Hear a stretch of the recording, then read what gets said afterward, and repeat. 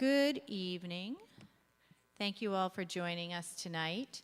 Welcome to the public meeting of the City School District of Albany Board of Education.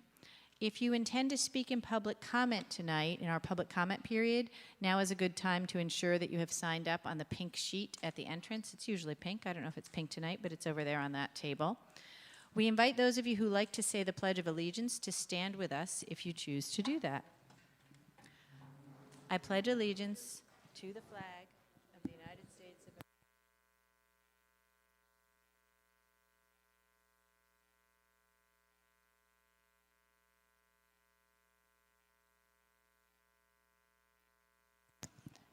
In addition to saying the Pledge of Allegiance, we always focus our meeting by restating the mission of the City School District of Albany, which is to work in partnership with our diverse community to engage every learner in a robust educational program designed to provide the knowledge and skills necessary for success. Tonight, in a few moments, we are very lucky to have with us several special guests. We have Senator Breslin and Assemblyman McDonald here. We are awaiting Assemblywoman Fahey, and as soon as she arrives, we will cut to them as they are primary guests. But I thought, if Mrs. Adams, if you would be willing to begin your report, knowing that we may decide to abruptly cut it so that we can move on to our legislative guests, I'd appreciate that. Not a problem. Good evening, Madam President, members of the board, and our very special guest tonight. Thank you for coming. It hardly seems possible that we are about to turn the calendar to April, but here we are. With that in mind, we would like to remind our families that the annual state ELA exam for students in grades 3 through 8 is coming up Tuesday, April 2nd and Wednesday, April 3rd. The annual state math exam will follow on May 1st and May 2nd. The state tests are one of many tools we use to measure how well students are mastering the learning standards that guide the classroom instruction. They help ensure that students are on track to graduate from high school with the critical thinking, problem solving, and reasoning skills needed for the success in college and the modern workplace. The test also helps schools and districts measure how they are progressing with the learning standards. We shared out information about tests with our families earlier this month, and we also have a letter available here tonight for anyone who would like more information. You can also visit the New York State testing section at albanyschools.org for information and resources to help your child do their best. Tonight's agenda includes the continued discussion about our proposed enrollment changes for the next school year. I want to express my thanks to all of the families and community members who attended our public meetings on this important topic over the past 2 weeks. We had great conversations at each of the meetings and received valuable feedback that will help us inform the board for their decisions. We will continue to share updated information with our families and communities as we move forward in this process. I would like to extend congratulations to Israel Akande, one of our seniors and members of the Albany High School ACE Club. Israel was the recipient of a $1,500 scholarship from the ACE mentoring program of the Capital Region. ACE stands for Architecture, Construction, and Engineering. And we also want to thank Rich Peckham for his work with the ACE mentoring program and supporting our students at Albany High. I had the honor of attending this awards banquet last night. Israel's family was there as well. And in addition, I would like to thank Mr. Joseph Fessel, College and Career Coordinator at Albany High School, who was also recognized as an outstanding coordinator due to his support for this program. So congratulations to them both. Our award-winning Winter Guard team will host the 2019 Winter Guard Home Show at Albany High this Saturday. If you have never experienced the Winter Guard, be prepared to be dazzled. Winter Guard competitions combine the precision skills of marching band color guards with the grace and agility of gymnastics and the choreography of a dance ensemble.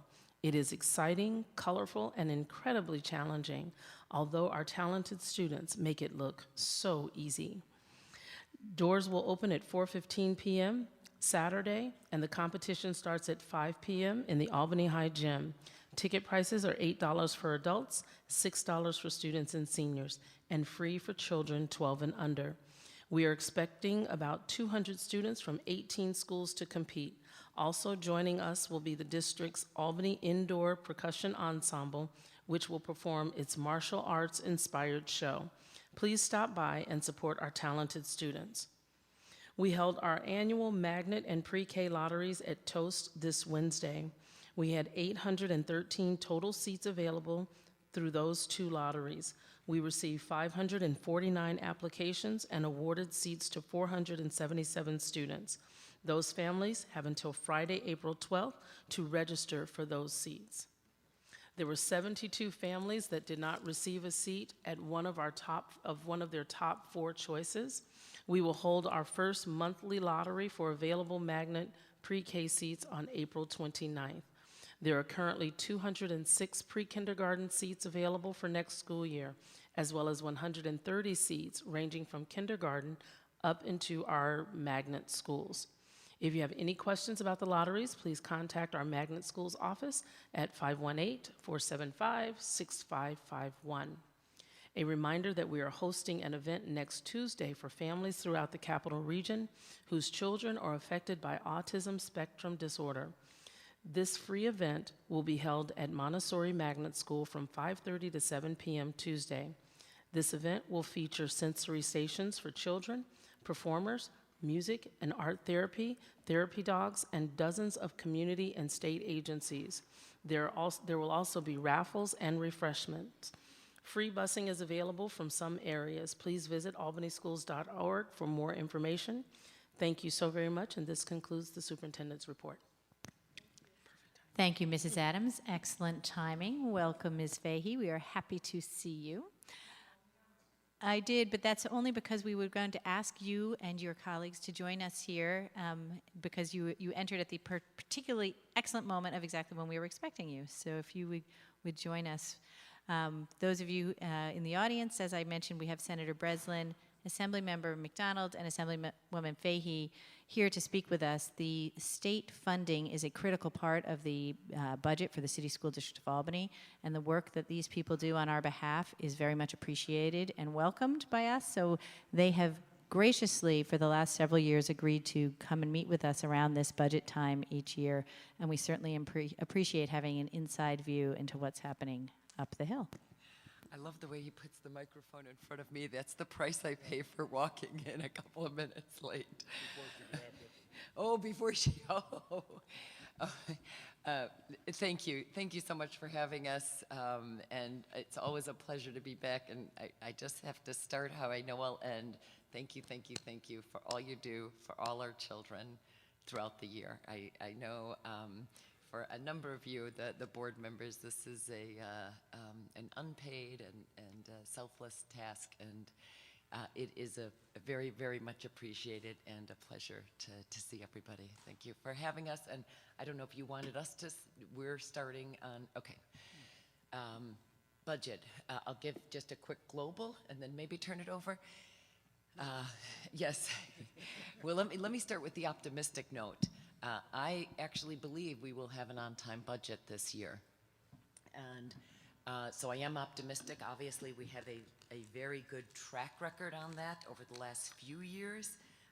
But I think this year we're also, for a whole host of reasons, and I could probably be a little flippant on this, but most of them are good. And part of what I'm seeing just in the last few days is that we're seeing a number of issues fall off the table, as if you will. And this is one year, and part of it is, well, there's many reasons at play, but there's a lot of policy issues that have been somewhat controversial, some more controversial than others. And I think because there is an effort to get a budget on time, but also because we now have a Democratic majority in both bodies, in the Assembly and the Senate for the first time, yes, for the first time in many years. I think it's also an effort, a philosophical effort, if you will, to keep policy in the policy realm and try to keep the budget, even though these two issues are often intertwined. You can make arguments about any of the policy issues and say they have budget implications. But I think there is a real effort. If it's a majority policy issue, it's to get it out of the budget. And so I think that's going to help. And I just think in the last few days we are seeing more and more issues, again, fall off the table. That said, let's see, and just by way of example, plastic bags, plastic bottles, as much as I'd love to see it done tomorrow, I think my guess is those are going to fall out. The marijuana legalization, regardless of where you feel, I'm increasingly convinced it's out. Limousine regulations, again, regardless of how you feel, there's a number of things that we'd all like to see that will fall out. Criminal justice reform. I think there was real hope that would get included, but there's so many policy issues. Prevailing wage falling out.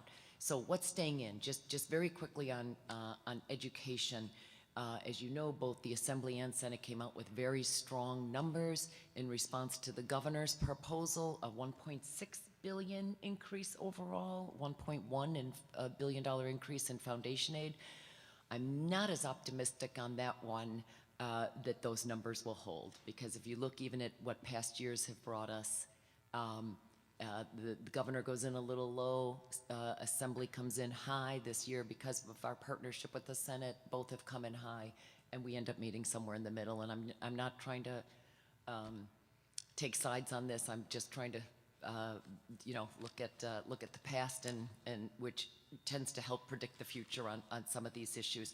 I'm going to turn this over for a number of the other issues that you have brought up, because otherwise I'll start getting elbows. But one issue I just want to say that so many folks here have championed, and it's one I'm just so thrilled with. For 5 years now, I've carried a pre-K transportation bill, and part of it was because of the education from some of you and your predecessors that we give out pre-K slots, and I'm so impressed that we now have pre-K really throughout the district. But we can give that slot, but if you're not a parent who is able to transport your child, or able, you're over the 1.5 miles, that slot is really useless, particularly parents who do not have that transportation at their fingertips. And that did make it into the Assembly One House. Obviously, Senator Breslin is supportive of it, and now we have a new senator, Senator Robert Jackson, who has picked up the bill because of his education interest, and there's a chance we might see that survive. And so that's going to go a long way toward helping parents, particularly low-income parents who need and want that slot but don't have a way to get their child there.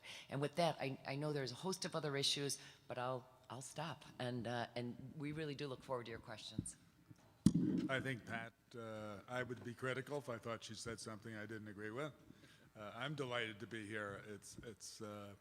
It's very positive for us you had by far the best materials given to us with the first meeting, and that was back in December. And now we're meeting with you right before we pass the budget. We're not meeting with I have 9 school districts, and recently there hasn't been a lot of chatter from them, so they must be happy. And I'm not sure that that's a proper conclusion. Wait till after the budget. Right. So, but it also assists John and myself to have somebody serving as the emeritus person on the Albany School Board, and also being an elected assembly person. And that would be the person to my left. I don't disagree.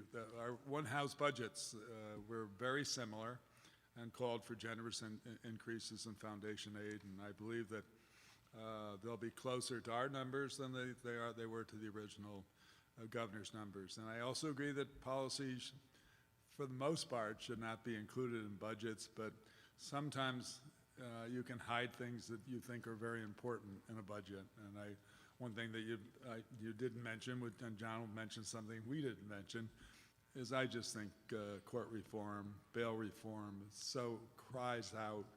And sometimes you might not be able to get that through, and you could put it into a governor's budget. And when I look at statistics of there's more people in jail who have not been convicted of a crime than who have been convicted of a crime, and the disruption in their lives just for the lack of money. And I love the commercials, because they're putting the pressure on us, and they just make, to me, they're sickening. They're sickening in fact that we have never done anything in that area. And it's so atrocious, and it's generally it is generally people of color, people who can't afford that money to come up, modest amount in bail. And I think that once we strike, because the statistics are, if you eliminate cash bail, the world doesn't end. Everything goes on as it was, but people's lives are better. So I think that getting back to now what I am here for, I think you'll be happy with the outcome. I hope that you are. I admire the Albany School District for what you do on a day-in, day-out basis. It really makes the children of Albany better. They'll have better outcomes because of you. And sometimes it must be frustrating because your jobs are similar to ours, except we get paid for ours and you don't. That's the really easy way to define it. And I know that it's your fault when anything happens bad.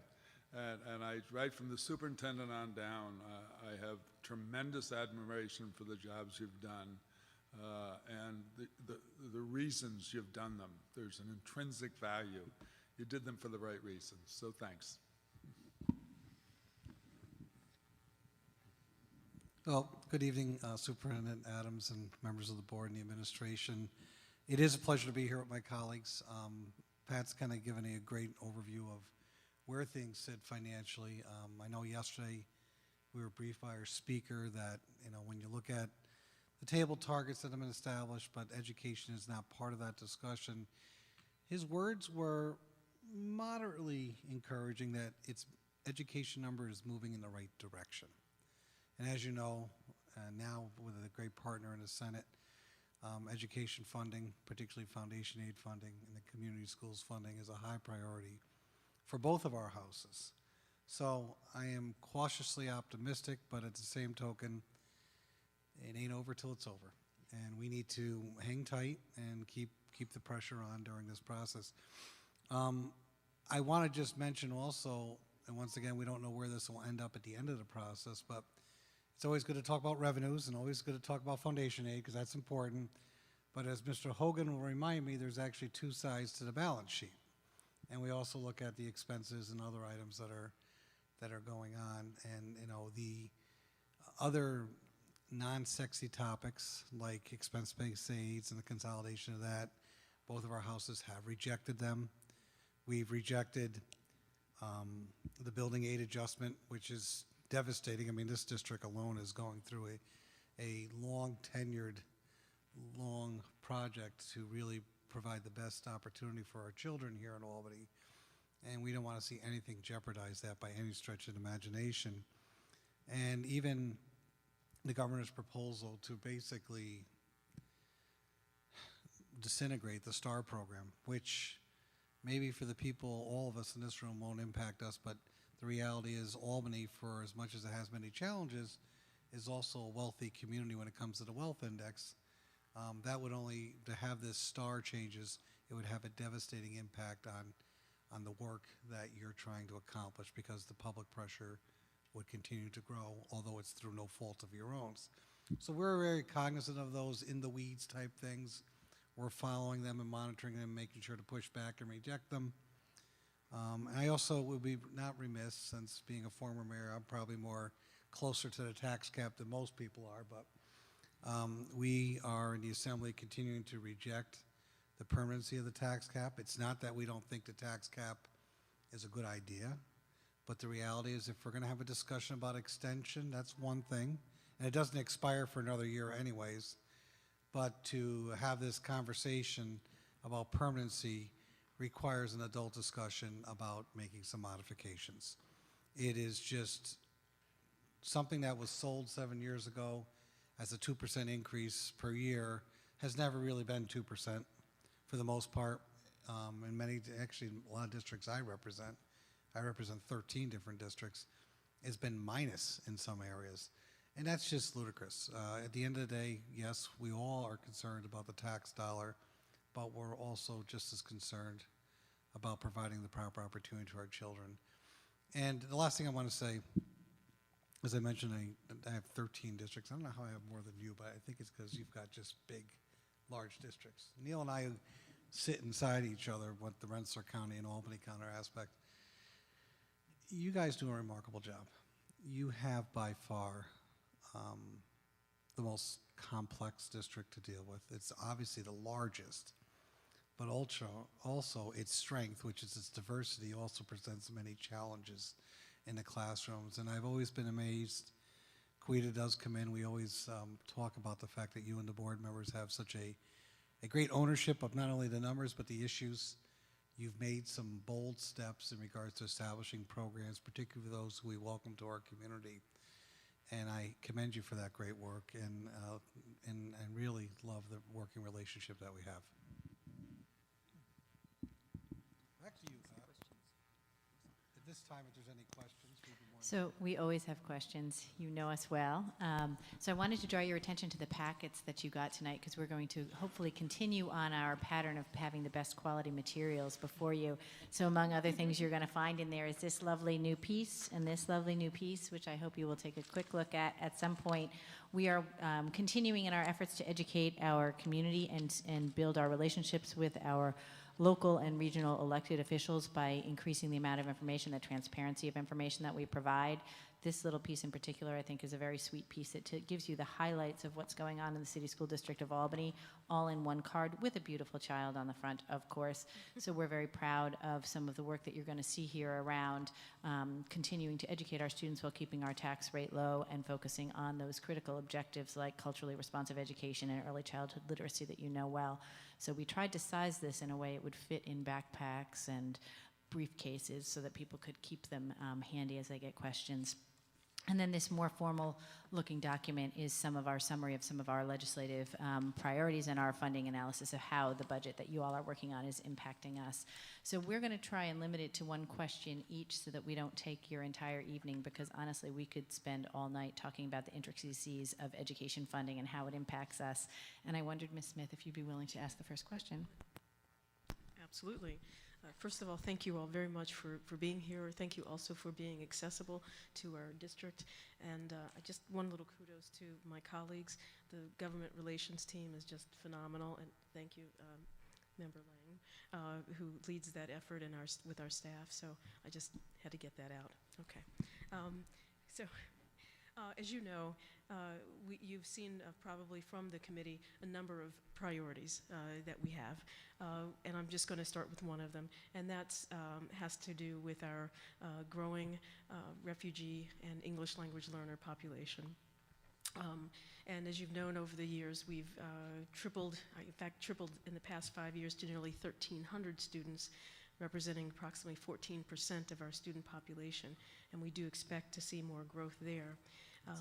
Unfortunately, we still have a lot of need to support those students in developing English and learning and navigating our system, and we need staff. We need all kinds of resources to support them, and we'd like to continue, for example, the very program that we have here, the Albany International Center, is been a highlight, and we'd like to make sure that we're doing all we can for our multilingual learners, as we're saying these days, in English language learners. And so I wanted to know, what do you see on the horizon in terms of the government being able to lend more support to districts for our English language learner population? I'll turn it over to the boss in a second, but I think I look forward to the time when the president isn't named Trump, so that we can have a better attitude towards our refugee population in particular, and all those who come to our country seeking what our parents and grandparents and great-grandparents did when they came here. It embarrasses me, and I know it embarrasses Pat and John as well. So it's for us to search out those programs as they come along, always keeping in mind the needs. 14%, that's incredible. But it's also an incredible gift to the remaining students, that they learn new cultures and they learn acceptance and tolerance and all the things that are so important, because many of us grew up in this area in segregated communities, and we had to learn it at an older age than is possible now. I know there's a refugee family living in the house I spent the first 21 years of my life in. and I think it's the greatest thing in the world. So it's for us to be conscious of not only programs that fit within your budgets that you can do without jeopardizing your foundation aid and others, but that you can look for. You mentioned the International Center, that we make sure that we fund those programs that are ancillary to the school district that can assist you in the full education of those people. Thanks. Obviously, I agree with all that, and I'm thrilled that you asked that as the first question. I think you know this issue is just, it's deeply personal to me on multiple levels. And I am so proud, like, of the school district where we've made it such a unlike what's going on nationally, we have so run counter to that in this broader community in terms of even with recent ICE arrests and the way the community has come around to fight those types of incidences. Generally, I think this is another one where I'm pretty optimistic. One, we were able to change the formula. I think it took us our first 3 years or something when working with Senator Breslin and as newbies into the assembly. And I will tell you, while it's been quite a few years, probably 15 years now since I've been on the school board, every year I was on, it was a bloodletting. It was, cuts every year. It was brutal. And I think just the fact that we were able to tweak the formula a number of years ago, the foundation aid formula that now takes into consideration the number of ENL students, and it's a complex formula, and I forget even the details of how we did it, but it is part of why Albany, quite frankly, has done better than even a Schenectady and a Troy. And by the way, I know there's still work to do there, but we've ended up doing so much better as a high poverty district than even some of our counterparts throughout upstate, quite frankly. So that tweaking really helped. Some of it was the transition aid dollars with the charter schools. Anyway, separate and aside from the ENL funding, we've just done better in the basic formula because of this population growth. So that's helped. I forget the numbers, but I know we are looking at an increase in ENL funding, and I'm just forgetting the number, but there's a lot of commitment. The other thing is the body has changed. Both bodies have changed dramatically. So, all the bodies, but all the bodies have changed. But in the Assembly and Senate, there's been a real recognition, and it's not just a couple of voices now, whether it's upstate or downstate, it is multiple voices that, New York is changing, period, and the investments we make now in ENL students, the better off our economy is. So we're just doing better as a whole on that. And I'm sorry, I just don't have the numbers. John, I don't know if you know them. You don't know them either. Okay. That's okay. Yeah, but we are looking at increases in terms of the international school. I know that's a little separate, and you'll have to fill us in if there's any general cuts there. But I think that funding in general is okay for now, correct? Yeah, okay. So overall, I know it's going up. There's huge support, and it's also tied to the community schools as well. And I know and I've raised this, by the way, I know it's an administrative nightmare, but it is a way to get more funding into high need schools. So I know it's a headache for the superintendent on town to administer those community school funds, but it is a way to also target the funding on some of the high need populations, including ENL students. Ms. Krejci, would you like to ask the next question? I would. Thank you, Ms. Savage. Thank you so much, all three of you, for coming here tonight, and thank you for your consistent support of our district and of education for the students of New York in general. We're very appreciative, we are so very appreciative of your efforts to restore transportation aid. I'm sorry, foundation aid, forgive me. As a small city school district, we're really uniquely disadvantaged, both because this has been 10 years that the governor has ignored the Court of Appeals ruling that the state has to equitably fund all school districts in the state. We're also at a disadvantage because of the state constitution, which sets our debt limit for capital projects at half what other districts.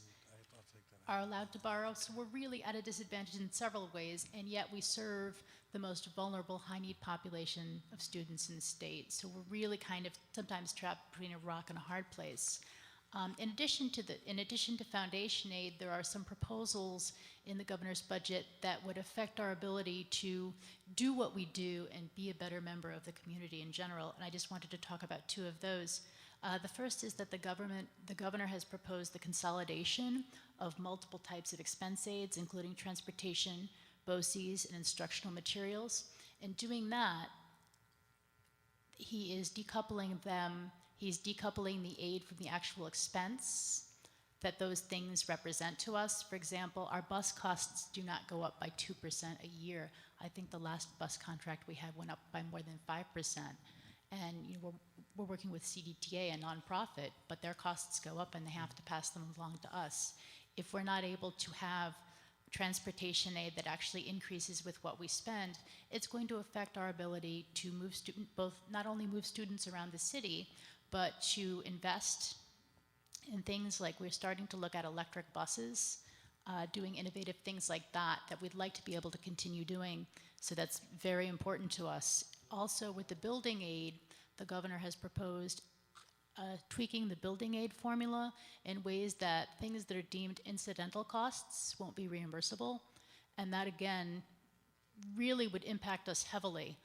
We, as you know, we're in the midst of rebuilding the high school, and one of the things we're proudest of about that project is we have an amazing MWBE workforce development program. We've been doing seminars, we've been doing trainings, we've been bringing people in, trying to get them union memberships and get them these good jobs. And yet, if that was considered incidental, we wouldn't be able to do it. It's work we're really proud of, and we'd really like to not make those changes so we can keep doing some of the good work we're doing. And we ask you also regarding foundation aid, what can we do as a district and as board members to continue to support you in pushing for full foundation aid, fully funded foundation aid? So let's leave foundation aid to the end, because that's a longer discussion, in all fairness. We'll be done by Friday. In regards to your concern about the expense-based aids, we're with you, we get it, we understand it. This is not the first time this has been proposed. It will not be the last time we proposed. It will be probably the second or third time in the last 3 years that'll be rejected. And, you know, I get it, but the transportation costs, for a lot of different reasons, you know, and I represent a multitude of districts. You probably have some of this as well. You have children being transported through other communities to come here. You're paying for it one way or the other. At the same token, some of the bureaucracy doesn't even allow school districts to work together to help ease that. So until the governor really takes a hands-on approach of dealing with that, it's hard to even look at these consolidations, although I don't think it's a good idea. Because once it's consolidated, then it's going to lead to a gradual 3% off, 3% off, 10% off, and it's just going to make life miserable. So we are unilateral on this. We are rejecting it outright. The capital building aid, and I'm sorry, Bill, what's the percentage here? Probably in the higher 80s at this stage of the game, or 85, right? I was with Troy today, they're 84. That continues to slide, and we just can't let that happen. At the end of the day, we know that we need, and this district has done a remarkable job, not only bringing the community together to bring a great project forward, but I'm on your newsletter, so I get all the notices about the workshops, the MWE recruitment. I think you've done a remarkable job in regards to communication and embracing and bringing people into the process. So we are rejecting that as well. So 2 for 2 so far.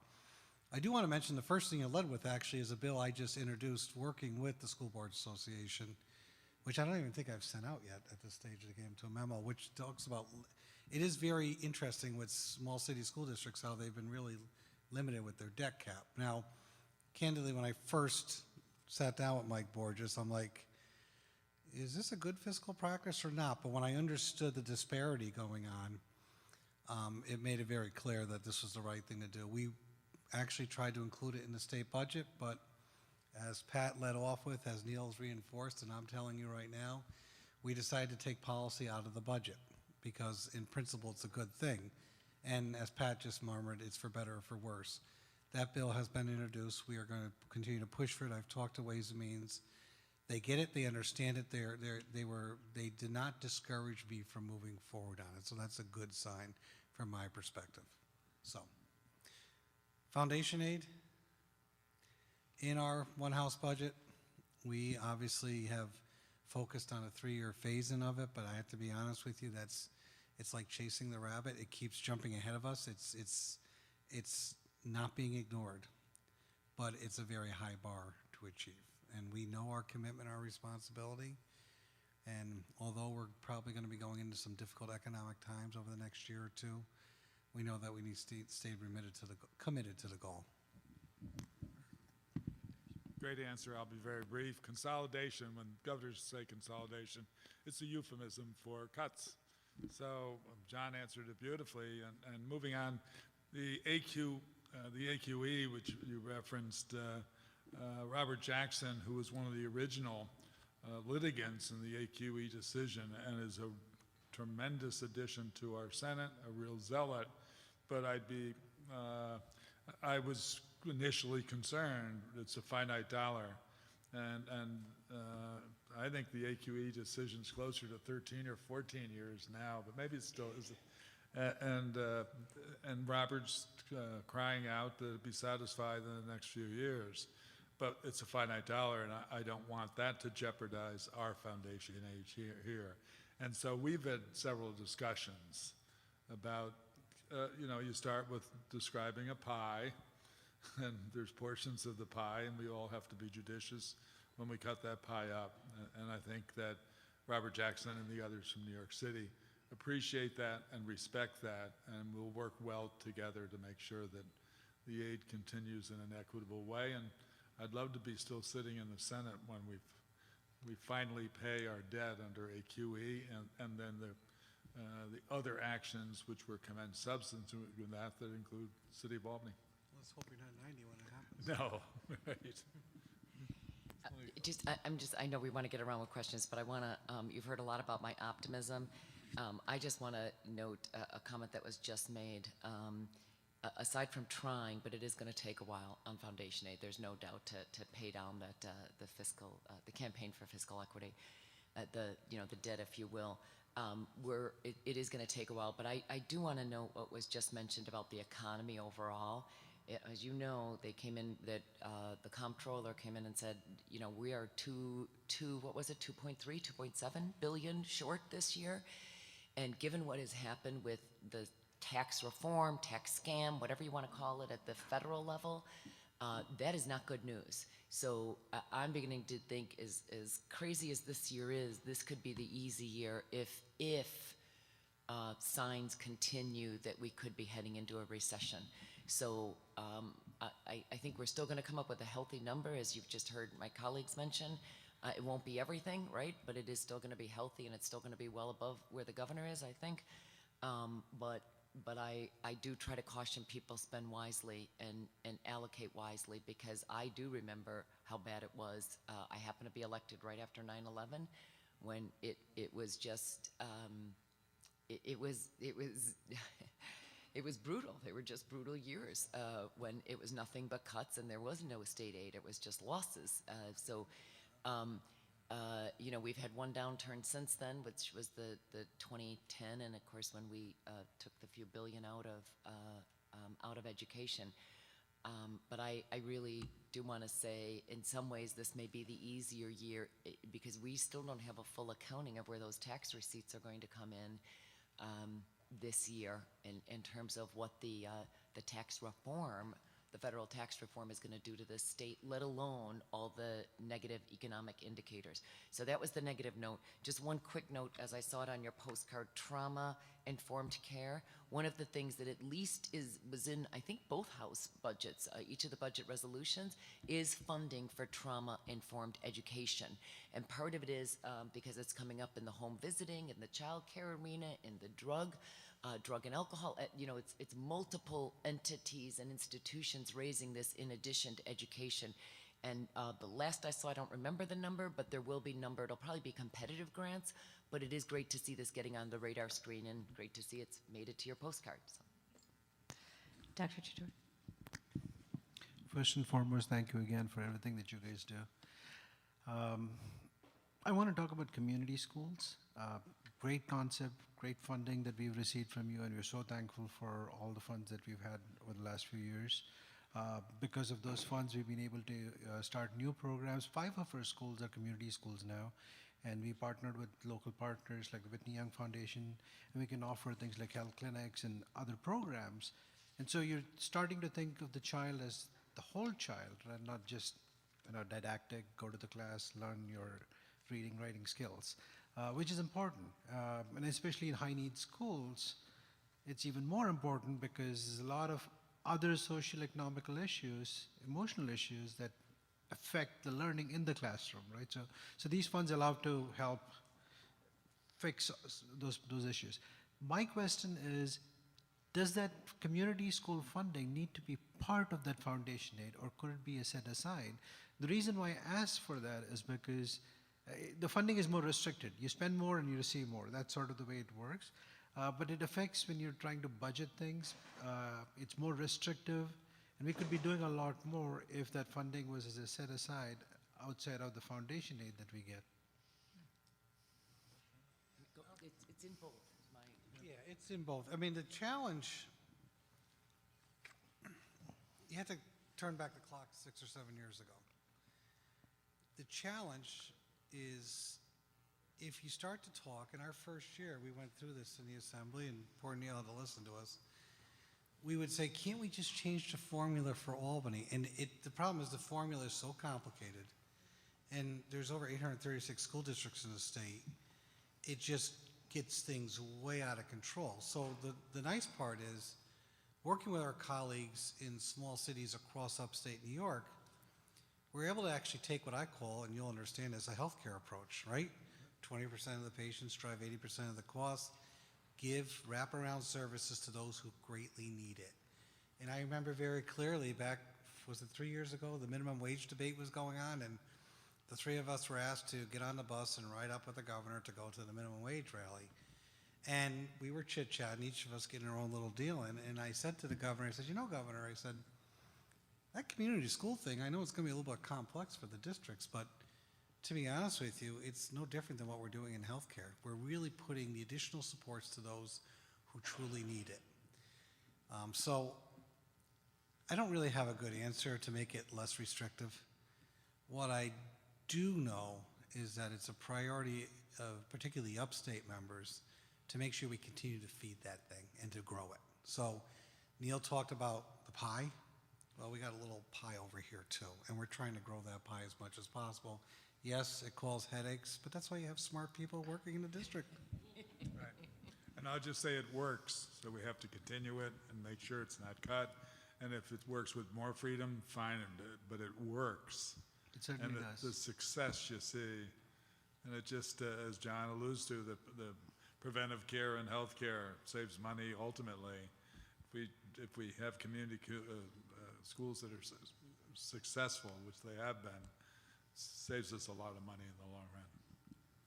Yeah, just very briefly, there is that issue comes up every year. Like, get that out of foundation aid. Truthfully, I've been fine with it staying in the foundation aid because it's a way to get the number up overall. Otherwise, that program would be growing by inches. Instead, it's growing more by leaps and bounds. And so if we're growing it in both avenues, in the foundation aid and outside, it just helps overall. But I think the overall intent is to begin to separate it. I'm not sure that's going to happen anytime soon. I just want to share that for Albany particularly, maybe this is different than your other districts, the problem for us is that the community schools is eating our foundation aid. So this year, our net increase in foundation aid after subtracting community schools was 0.23%. So The increase. So if you look at the increase in our foundation aid, which includes community schools, and then you subtract out the community schools, the actual increase in our unallocated foundation aid was less than 0.25%. But what was your overall percent in? The overall going up? percent, including including was six something, 6.1. right? But that was but the vast majority of that was committed to community schools. It's not available for us for things like the electric bill went up, the teacher salary went up, those sorts of things, except for subject to the community schools. So that's why it's a challenge for us. It's not the foundation aid is not growing sufficiently so that we're also getting community schools. It's really we're getting community schools instead of foundation aid. We should do a follow-up on this, and it'll be post-budget, but maybe have that specific conversation. But my sense is your aid would not be going up. It'd be going down if we would didn't be have if community you schools. did not have community schools. So and our that's quick my- analysis is on here. You can take Okay. that home with you, but we're always happy to meet with you again and help you Yeah, we may walk through just, that. on that, John, I don't know if you were gonna say something that, but I think, that's been done very strategically to just try to get funding into the most needy areas to grow community schools. I hear what you're saying, but there's been a real push behind that, and I'm not sure if we were to take that out, if you'd get Result. that funding. I understand. Yeah. Thank you very much. Ms. Wilson? No, wait, that's okay. That's okay. John was going to say something. Please complete. I just wanted to, and this is the complexity what I mentioned in my comments about the way the formula is now. And it bears with reinforcement, although we're dealing with a large amount of childhood poverty in this community, of which you try to work to address as well. When you look at the formula, actually Albany looks much wealthier than most other communities because of historical wealth, for lack of a better term. So this is what makes it complex. Go ahead. Thank you, and we I appreciate. just wanted to mention that we just received a sheet of paper yesterday that showed people who made more than $1 million in my Senate district. And I was talking to Liz Kruger, who lives in Manhattan, and I think she has more people in her apartment building who make more than $1 million than I have in the district. We just don't have that kind of wealth. And it was just further evidence of what we instinctively knew, that we don't have a lot of people. Thank you so much, and we appreciate your time this evening and your ongoing commitment and your ongoing resistance to potential changes that you outlined so well in your initial overview, so we thank you for that.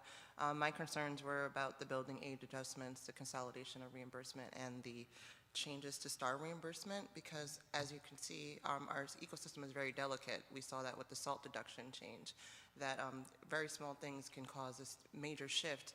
And although we're a small city, we have the limitations of having big city issues. And more or less, we have this responsibility. We want to invest in our students. We want them to have the rigor, the exposure, the competitiveness of our neighboring states and whatnot. So that's where our emphasis on foundation aid comes into play, so we can make that investment for our students. Yeah, thank you, and well put. And yes, those SALT deductions, I think we're starting to see the implications of that this year. And I really thought it would hit harder this year, but because, we don't have all the accounting for that until after the tax season ends. And I really think that's going to continue to come back to really bite this state, along with about 10 others. And it would be helpful to hear how that begins to impact here in terms of the overall amount that you get from the property taxes, or if it leads to more flight from the state, let alone the district. It's very disturbing. But with regard to the consolidations, I couldn't agree with what you've heard my colleagues say. Those have really been non-starters. So I am optimistic that those proposals will not go. Agreed. I just want to, because you mentioned STAR, and we mentioned it earlier about the thresholds, which does have an impact, but the other thing to keep in mind next year is, this STAR rebate check thing, which I don't know, and maybe Bill may have some information later on to share. The checks to my constituents, I don't really hear them running down the street and spending it very far. Not that big. However, we were attempting to try to deal with that this year because that program sunsets. This is the last year of those measly $70 checks. Those measly $70 checks add up to be $1 billion statewide. And where they're mostly valued is in Westchester and Long Island. So it's going to be very interesting. It presents an opportunity and a challenge all wrapped in one. on how we deal with that. But that vanishes next year, and we should keep that on the radar screen. Ms. Alexander Mann? Good evening. I just would like to echo what my colleagues have said. We sincerely appreciate your accessibility and our working relationship. I wanted to talk a bit about transportation. And as you know, throughout the state, students aren't eligible for bus transportation unless they live 1.5 miles or more from their school. And there is one exception, and I know Assemblywoman Fahey knows this well, and that's the child safety zones. And the criteria for the child safety zone really had rural communities and perhaps some suburban communities in mind. And we've made a commitment to try to tackle this issue, and we appreciate meeting with you and your investigating and potentially drafting of legislation to have the criteria be more inclusive, recognizing that the current criteria to establish this kind of zone doesn't take into account or factor in many of our communities where folks are addressing all kinds of issues centered around the larger issue of poverty. So would you?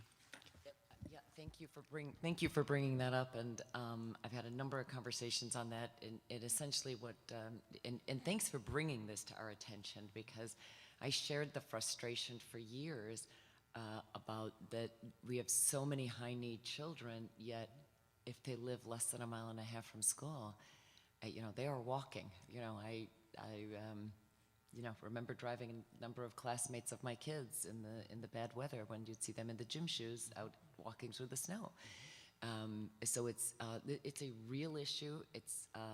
I had hoped to. I tried to get that on referendum twice during my 4 years there, and I couldn't get more than 2 votes out of my colleagues to put that on a referendum for the local taxpayers to pay because. I will tell you, I've had the conversation at the state level, it's just a non-starter to get the 1.5 mile changed. And the only reason is because it is so incredibly expensive. We are already spending billions, it's in the couple of billions as a state on transportation costs. So I really admired your creativity, and I know Ron Lesko is here. I really admired your creativity with trying to find maybe an alternative way to solve what is a serious issue in the cities. And because we went back and forth with how to get this as narrow as possible, I have the bill drafted, and we're going to be drafting it in. I kind of hope to maybe finagle it into the budget, but that's a little hard just because we've been told we need to understand the fiscal implications. And it's just to add to your point, it looks so simple, right? It's a 1-sentence fix. It's adding in the phrases, taking into consideration violence or crime rates, as well as abandoned buildings. So you've done a great job with trying to get this as narrowly as possible, yet dramatically change how we define school safety zones from being, I agree, they were thought of, I think, as just rural areas of road safety, not walkability safety or community safety for children. So I've had encouraging conversations, but they are gonna want a fiscal impact because while I can say this really impacts Albany, it clearly impacts a whole host of small city schools, let alone all of downstate. So it could have a serious fiscal impact. Yeah, it's like the pre-K transportation bill. That one took 5 years. I don't think this one, and even then I'm not assured it's going through. I need the fiscal, but I think I'm really able to explain it, and I think it's a really crafty way of trying to address a serious issue and at least get at our most our most serious needs in the city for where children are that we are not getting them the transportation they need. So I really commend you. I certainly never thought of this, and I wish we had been on it years ago. So we'll see. The bill is drafted. I've not shared it with my colleagues just because we've been having the internal conversations with staff, and I've got to get the fiscal from SED, which I won't be able to get until after the budget. Sorry, long way of answering, but thank you for bringing what I think is a great idea. So I'm just going to stay on transportation because it is such a critical issue, and I'm going to tie it to what Assemblyman McDonald just said, which a few minutes ago he said we should be giving wraparound services to those who are in the most need. And the complexity of the school aid formula is actually, in some senses, similar to the complexity of the transportation law, which is extremely rigid and, in my belief, designed for inequity. Right? If you think about the whole way transportation is allocated, transportation dollars are allocated, it's 1.5 for every community. And that is, in my opinion, not an equitable way of distributing those resources. I realize that we need to find these strategic ways around it, but I hope that we as a community and as a state can keep looking for ways to make that distribution of resources more equitable, because it is not right now. And circling that back to how you opened, Ms. Fahey, the pre-K busing, that is a fantastic thing to see that, because that is truly another way of putting equity into our transportation dollars, because the children who are taking advantage of in-district pre-K, there's certainly a variety of children who take advantage of that, but for the most part, we're talking about children with a pretty high need. And so to be able to provide transportation is a way of inserting equity into our transportation funding. And so I very much appreciate it that you've brought that. It is something I've been advocating for since before I was on the board. As you know, in the city of Albany, we have, it's a very small city, and yet somehow neighborhoods seem so far flung. And the issue with child safety zones affects this neighborhood that we're sitting in really dramatically, because it's sort of isolated from the rest of the city. And the issue of pre-K funding affects our magnet schools, including the one that is out by Route 85, the Montessori Magnet School, where many of our children, we cannot get children with high needs into our pre-K seats because it takes 2 buses to get there. And so if we could get that passed, it would change the face of that school and maybe make it look more like it used to look when it was down on Park. And we would really love to see that happen. I've actually used that as the example of how it can have such an unintended consequence by not addressing this need.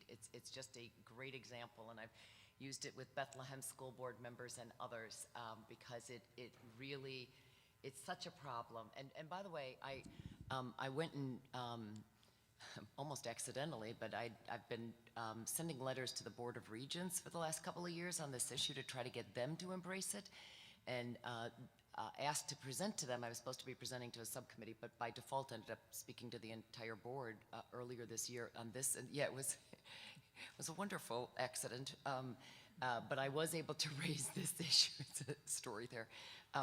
I was able to raise this issue along with the change of kindergarten start date, which as you know, is another bill I'm been working for a number of years. But the Board of Regents, I think there's a lot of support there. All that's held this back is funding, but they recognize the need. So if not this year, we're still going to push, and I think that's why we strategically asked Robert Jackson to pick up this bill, just because he is the face of the Campaign for Fiscal Equity, and now a well-recognized colleague of Senator Breslin. So having him pick up this pre-K bill helps give it that cachet, if you will, or recognition that this is a need.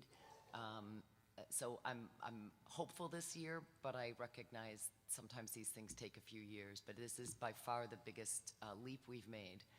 So we'll see. Ms. Lang? So as chair of the Government Relations Committee, I was going last to fill in the holes of where my colleagues, but they don't have any holes, which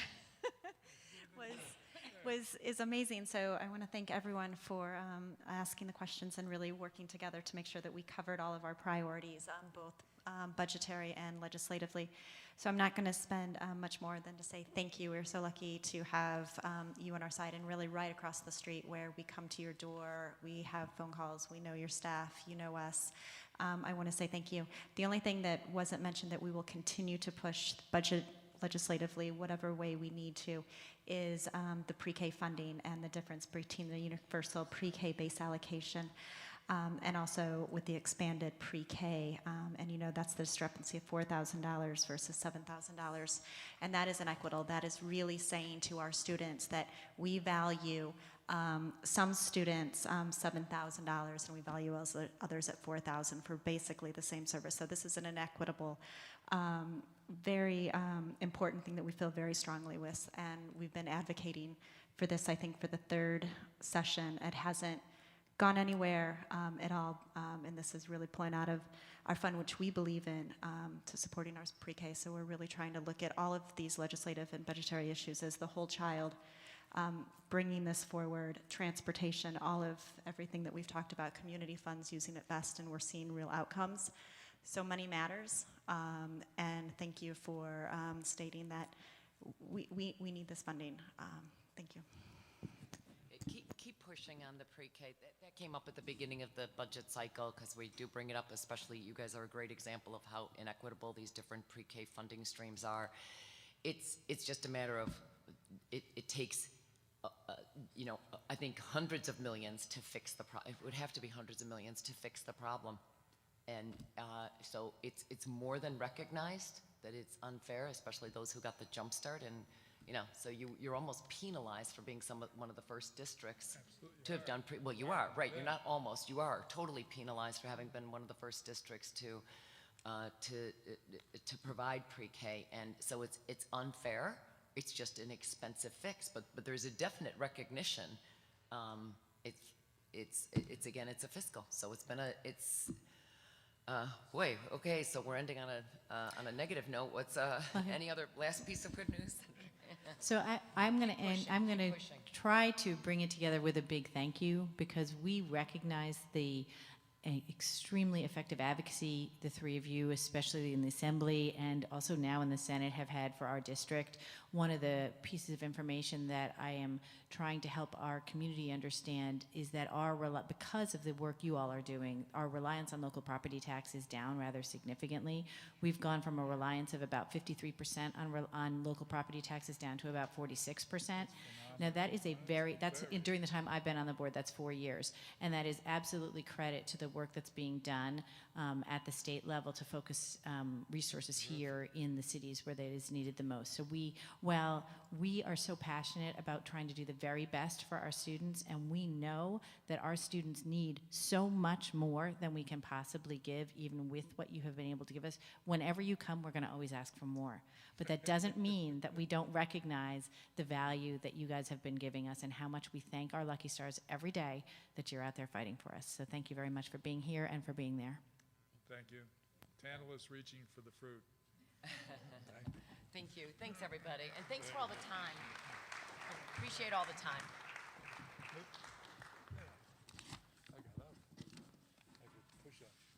You are, of course, welcome to stay for our business meeting if you would like to, have some flashbacks to the good old days. We got to get back to the chamber.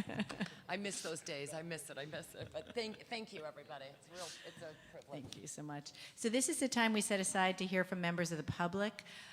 No one besides our wonderful legislative guests has signed up to speak today. We do generally invite members of the public to share their thoughts on the decisions we are facing, both at public comment at our meetings and by phone, email, or postal mail. Our contact information is available on the district website at albanyschools.org. Did somebody want to speak in public comment who failed to sign up? Mr. Liston, would you like to speak? It's not too late. But now I just need to highlight the statement I'm supposed to say if people are going to stay. I think you've heard this a few times, right? So please keep in mind that by law, information about individual students and specific district staff cannot be shared. Every student and every staff member deserves to know that the concerns about them will not be aired in public.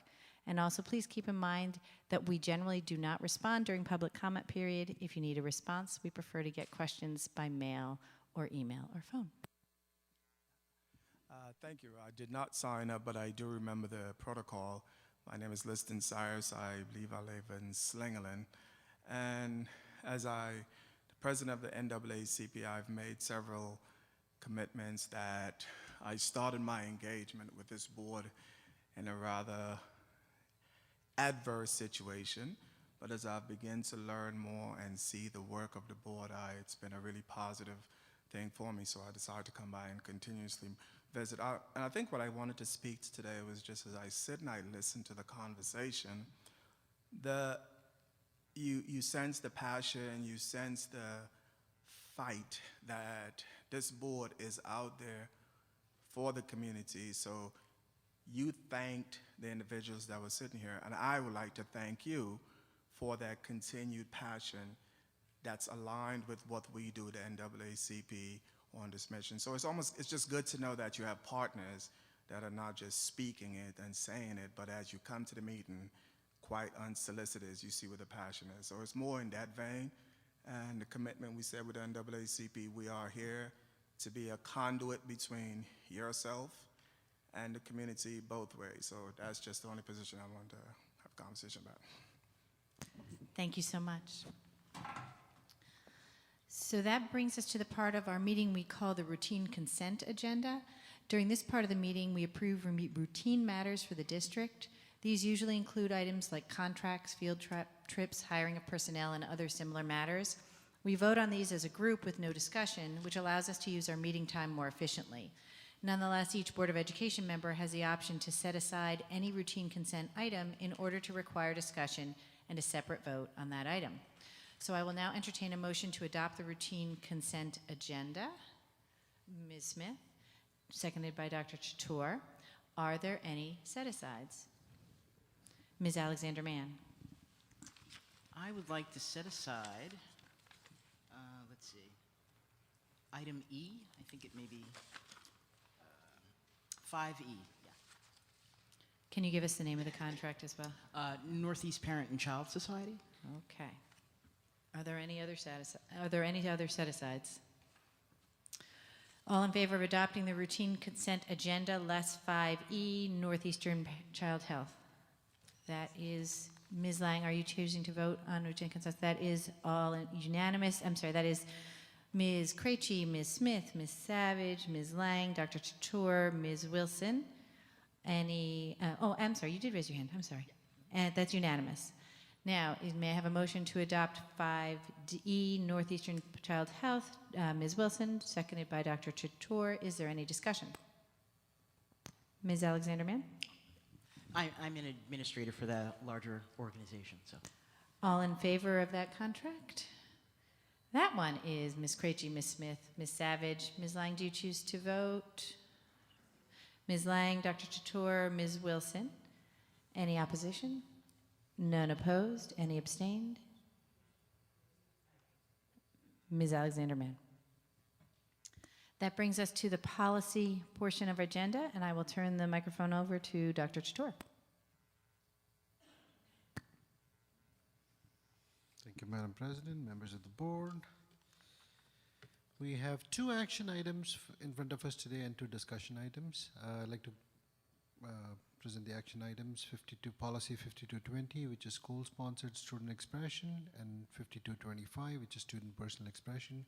We've discussed this in the last 2 meetings, so today would be the time to act on it. May I make a motion to approve?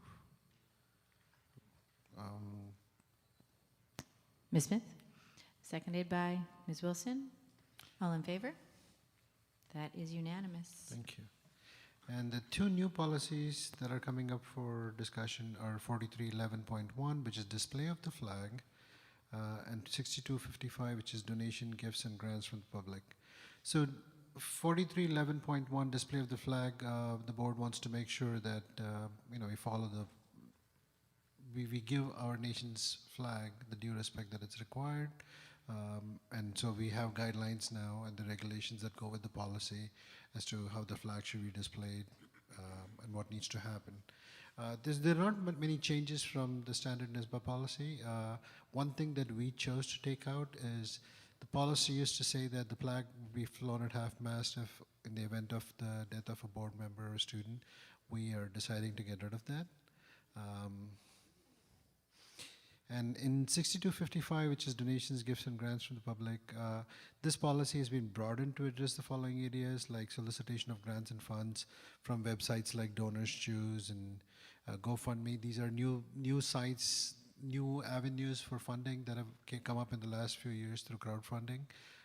So we just want to include our policy, broaden our policy to include those things, and have some board oversight on how these funds are collected and distributed. Any questions on these two? Ms. Creechy? Yes, I just wanted to ask about the flag one. Is the flag policy a required policy? The flag policy is a required policy. And the second question, I think you drafted it so that there will be that the flag will be displayed if school is open to the public on various national holidays.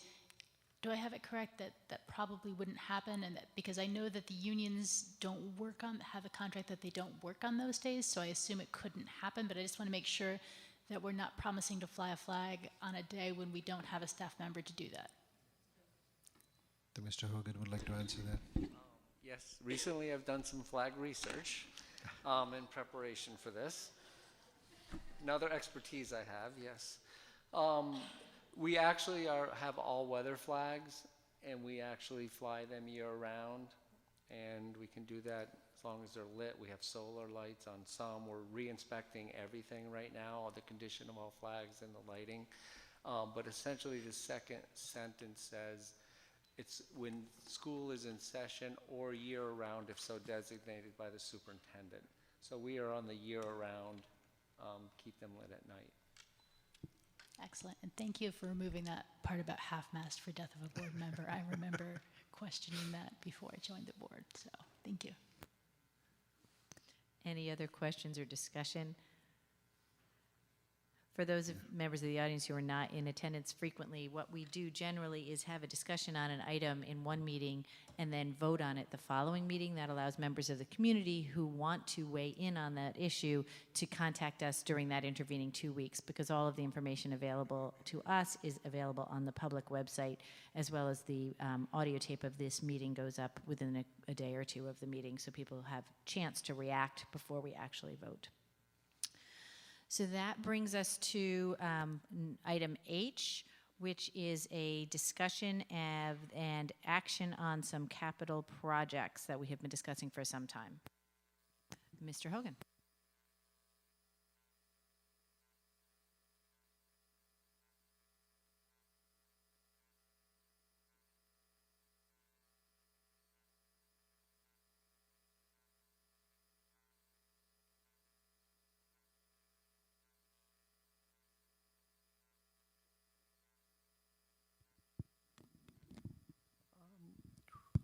Yes, thank you. I'm joined this evening by Richard Peckham of CSR, the architectural firm the district uses. And we're going to lay out for you, we've been working, as you know, for several months on a plan for the conversion of the North Albany Academy School to a middle school. We also have a 5-year facilities plan. You'll see information on that as well, which essentially is the general upkeep of all of our buildings. So with that, I will turn it over to Mr. Peckham to lead us through the presentation. Thank you, Mr. Hogan. Tonight, we're just going to go through the presentation. The first couple parts of it are largely the same as they've been for the past 2 board meetings. So we'll just run through that quickly and then get to the points where there are some variations requested for us to look at by the board from previous meetings.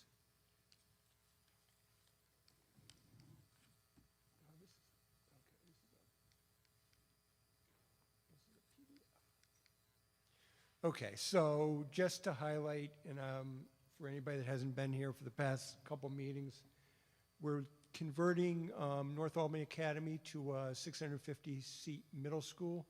And to facilitate that, we're really putting 2 additions on the building and then renovating the building.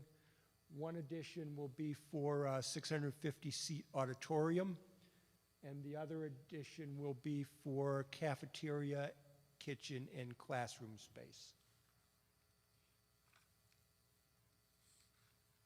Just as far as the overall plan, the cafeteria and kitchen are on the first floor. That's the only addition part on the first floor. There'll be classroom renovations to facilitate conversion from K-5 elementary school plus the Albany International Center right now to a 6 through 8 middle school. On the second floor, that's where you'll see the 650-seat auditorium, and then the classrooms, which are connecting across. Anybody familiar with this building knows there's a bridge that connects on this level between the front part of the building and the back part of the building. That bridge will be coming down. We'll basically be reconstructing that bridge as actual classroom space on both sides of that, on both the second and third floor. And then on the third floor, you can see the same connection of classroom space, which will actually provide a connection on all 3 levels now for this building, whereas right now the connections are really only on the second level. So anybody going from the third floor of the front to the third floor of the back has to go down a floor, over and up. So just the same cost that we've shown in the last meeting. Total estimated costs for the work here at North Albany Academy is $28.46 million. We're estimating that $17.36 million of that will be paid for from state building aid, with $11.1 million coming from the district's capital reserve fund.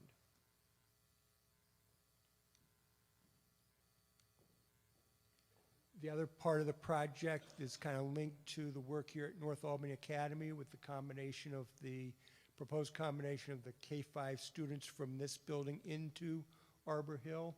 That will create that building being full to its original renovated capacity, and with the given reduction and removal from the district's inventory of K-5 capacity in this building, we have space at Arbor Hill that can be renovated without an addition to provide a little bit of excess space or flexible space for if there happens to be a bubble of students going through Arbor Hill where you need 4 classes at a certain grade level, or if the district has need for special ed space or pre-K space, that can be utilized in those 3 additional classrooms we're created at Arbor Hill.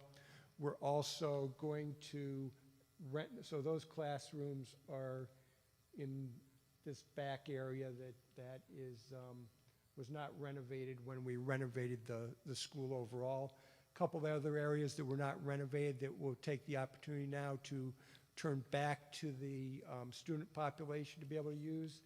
There's a small gymnasium there that can be used. It just was never renovated. It's been used for nurse's office storage for the past few years. And then the 4th pre-K classroom in this building that's in this area of the building right now, again, was not in renovated space. It was kind of just moved into to create a pre-K classroom when that need arose.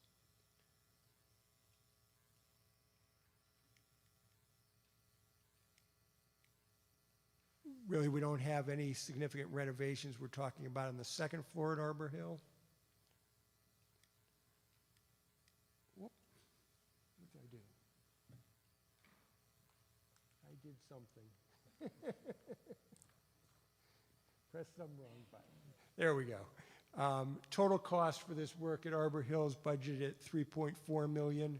Of that, $2.8 million would be paid for from state building aid and $600,000 from the capital reserve fund.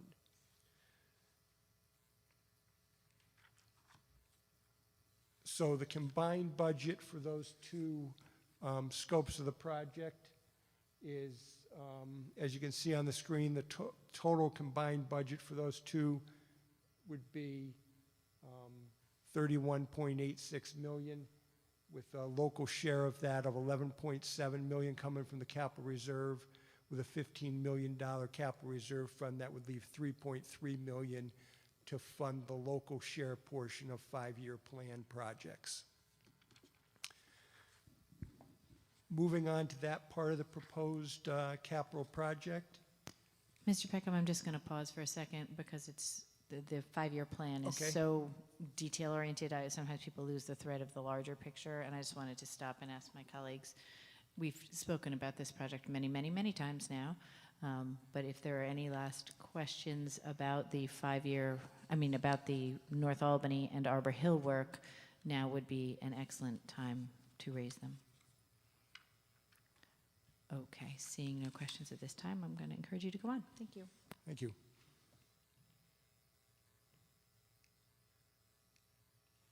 So I just wanted to kind of highlight, because as been mentioned, there's many, many items in the five-year plan. So I just kind of wanted to highlight those that we've updated or changed in the listing of those potential projects since the last board meeting. The first one was, as we discussed, the cafeteria acoustics, and last time we had that list as cafeteria ceiling and acoustics in 8 schools.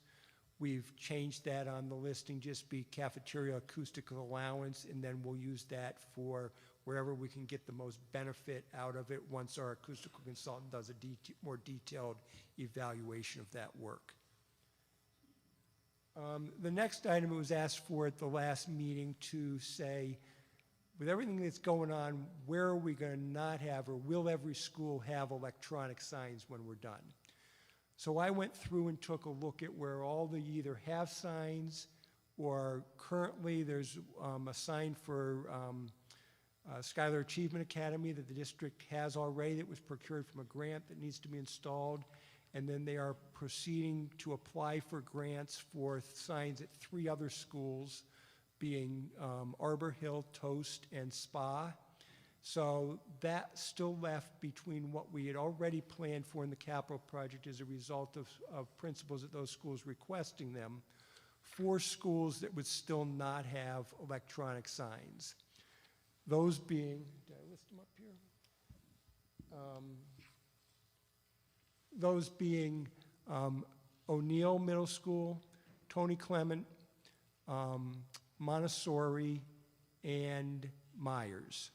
So when we look at the overall listing, we've added those into the capital project 5-year plan to be able to provide signs at those schools. The one thing that did was it just so happened that adding those signs in only created one item that fell below the line we've been working towards for the total value of the 5-year plan to keep within the capital reserve fund, and that would be taking out some of the movable walls that divide classrooms at Tony Clement and put in solid walls. The administration there had requested that because of noise and kids hitting into those walls. You know, it's one of those things that the next principal that comes in there could say, well, I need bigger classrooms, and so why don't we take those walls out and put the movable walls back in? So it's a question of how important that is to the district relative to that. The other major item that keeps coming up is the level of investment in the sunshine roof. At this point in time, we're recommending keeping that budget in the project with the understanding that as we get into the detailed design of it, we will do our best to minimize those costs to keep that building watertight and prevent further deterioration of the building. There's 2 specific things that we'll be doing as part of that. And one is, because of the age of that roof, right now we've had to assume that it has asbestos in it. Once we get test reports done, we'll be able to confirm one way or the other. And if we don't have asbestos, then the cost of that roof will be coming down. The other thing is, what we'll do is we'll have an infrared moisture scan done. And what that determines is how much of the roof actually has wet insulation in it, because you don't want to put a new roof or seal that water into the building. So if we come back and find that the roof parts of it are not wet or saturated, then we can just cut out the wet areas and put a new roof over the areas that are dry, which would further reduce those costs. And then whatever savings we have there could be rolled over into other projects that the board or the facilities committee would ask us to look into.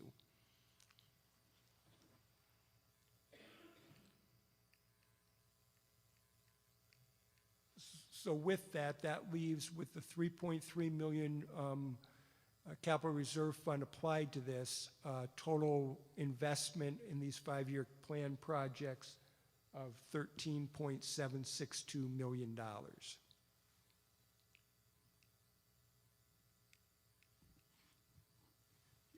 Want to talk about any questions there before we move on?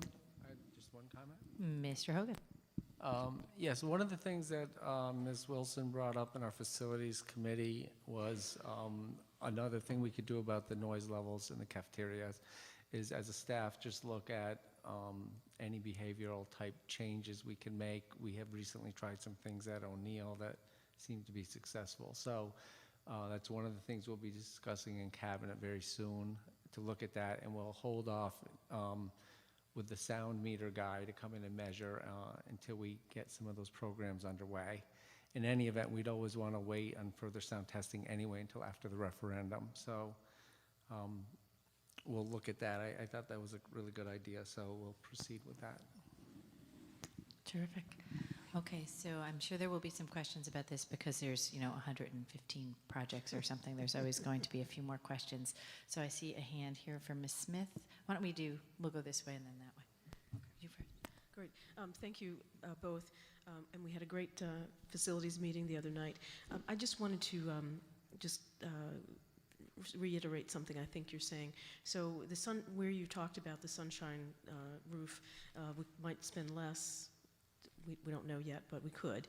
And that remaining amount of money could be used or redirected to other projects. But that would be true really for anything. Like, so if we're not utilizing or not taking care of the acoustics in all of the cafeterias, we could possibly redirect those funds to another project, even one that might be further on the list, down the list. Yes, I mean, the only thing you're tied to is the total amount of the total projects and making sure that we stay within the parameters to keep it a zero tax impact project. I forgot to mention, as I try to do every time, that we're going to try and do one question because we may have more than one round here. Ms. Gracie. Hi, I just had one question, and it was, had someone successfully spoken to the principal of Tony Clement after our facilities meeting on Tuesday to talk about the sign, or did we just decide that the sign was the better way to go? Because I thought we'd left it that someone was going to talk to the principal there about whether their priority would be the sign or the walls. Yes, we did talk about that. We actually didn't do that. We should have done that, but we didn't. Sorry about that. So, can I? Ms. Lang. So that was my question as well. As much as I advocate for signs, I think it's great for family engagement. I think it keeps people active in the school, and all of those reasons. Equity, walls. If the walls are needed because of sound, because of education being done, because of behavior, because of flow of children, I'd really like to have that redefined because that's really what makes the difference in that particular, especially in that particular school. So I agree with Ellen. I'm very hesitant to move forward, and especially if they are one of the ones getting the sign versus the wall. I really want to have a better understanding of because I do believe that is classroom instruction. One thing that we could do tonight to solve it is the removable wall is more money. It's 56,000 local share versus 22,000 local share for the sign. We could remove the sign, put in the higher budget number of 56,000 into the project, and either way, we could go forward with the preference of the principal. Can you just remind me why that work at Tony Clement's not aidable? Tony, yeah. Tony Clement's considered an alternative program. State does not provide building aid for alternative programs because they're already have counted those students in the regular population. Perhaps we should have had that conversation while the legislators are still in the room, because that seems ludicrous to me, that the building is still the building, whether the children are beds coded someplace else or not. But okay, now I understand it. Okay, so let's keep that in abeyance as we continue this conversation, and then we'll come back to that at the end about whether we want to do Mr. Hogan's suggestion. Dr. Chatur. I want to ask about item number 61, which is ash, domestic water lines and springing leaks. Is that related to the playground at all, or is this different? No, it has nothing to do with the playground. Those are the interior plumbing lines that they've had a series of problems with leaks occurring in that building. It's become, maintenance goes in and fixes them when it happens, but through the capital project, we could be 'Cause proactive I know and there's like address it. standing water in that playground too, when it rains, and so nobody can use it. I don't see the playground being addressed anywhere here.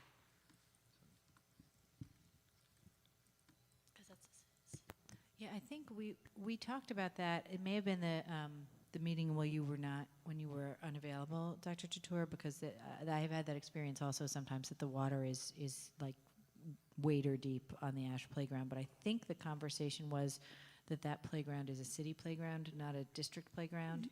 Yes, if you're talking about the actual playground with the playground equipment, that's a city playground. So you really can't, this district cannot do improvements on the city playground. Ms. Wilson? Many of my concerns I brought up about the five-year plan in our committee meeting, so I appreciate that, we had the research that you were able to accomplish and revise and present new. I have a similar concern about the universal application of signs when we went through a collaborative process with the principals first and then the community, and they prioritized things, right? That they said they wanted more than anything else. So if we say you're going to universally across the board get signs, and then that pushes things down, and I think we're discussing that, that's the issue at hand. I don't consider that. It's almost as if when they had Reaganomics and they pushed money into the system, and they said everyone got $100, but if you're in poverty and you get $100 and someone's affluent and they get $100, they're still at the same level. So that's like more so the observation I have about the signs, and I do realize that we made adjustments about who will get them versus not, but it's best, I think, to work within in the realm of whom prioritize what at each school. So the fact that we're going back to double check with TCE is excellent, because I think they had some logistical concerns about the movable wall. So either way that it lands, I think it'll be positive. Ms. Alexander-Mann. Hi. My comment is it's related to the roof expense on the Sunshine School, and I appreciate that the amount went down from the last time we were here meeting, and I appreciate the info about asbestos. So if there is no asbestos, this cost could be lower. If there is asbestos, this cost will remain the same. Or Yeah, will it I mean, asbestos is one piece of it. I talked also about how wet the roof is. Even if it has asbestos in it, but if it's not wet, we don't necessarily required to take the asbestos out. So they're kind of a combination of things. But yes, if there's no asbestos, even if we have to replace the whole roof, that number will come down by about $50,000.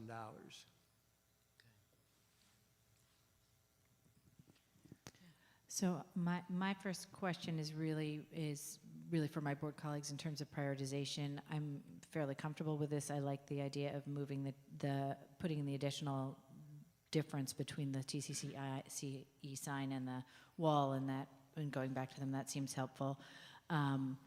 I am noticing as I look at the things that are not funded now, I'm thinking optimistically that we're going to be able to recoup some money as we go through, and that we're going to have enough projects that go under budget that we might be able to slide a few more things in. And I would just like to draw attention to the fact that we have really two kinds of things that are not funded. There are things in buildings where there either are not students now, or there are major changes planned for the building use. So that would be your Brookins and your Edmund O'Neill buildings. We have major changes anticipated there. We don't really know today where those buildings are going to go in 5 years. But there's a few things that are still not funded that are in buildings that have students in them, so therefore they're aidable, and they're expected to maintain their similar use. And those are, for example, the 4 projects for Giffen, 108 through 111, and the 2 for SA. Schuyler Achievement Academy, 116 and 117. I think those are also the ones you highlighted the other day when we were in conversation, right, Dr. Chatur?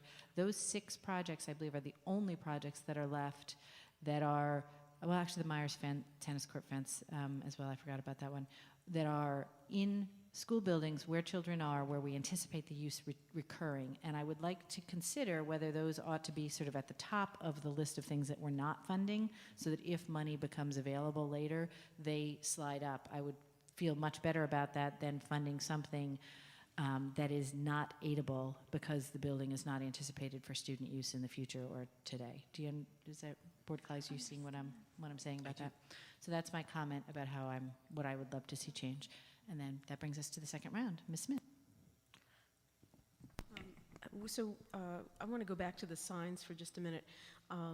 As I recall, and we did discuss this at the meeting the other night, that it was a board decision or input that we wanted all schools to have signs. Is that correct?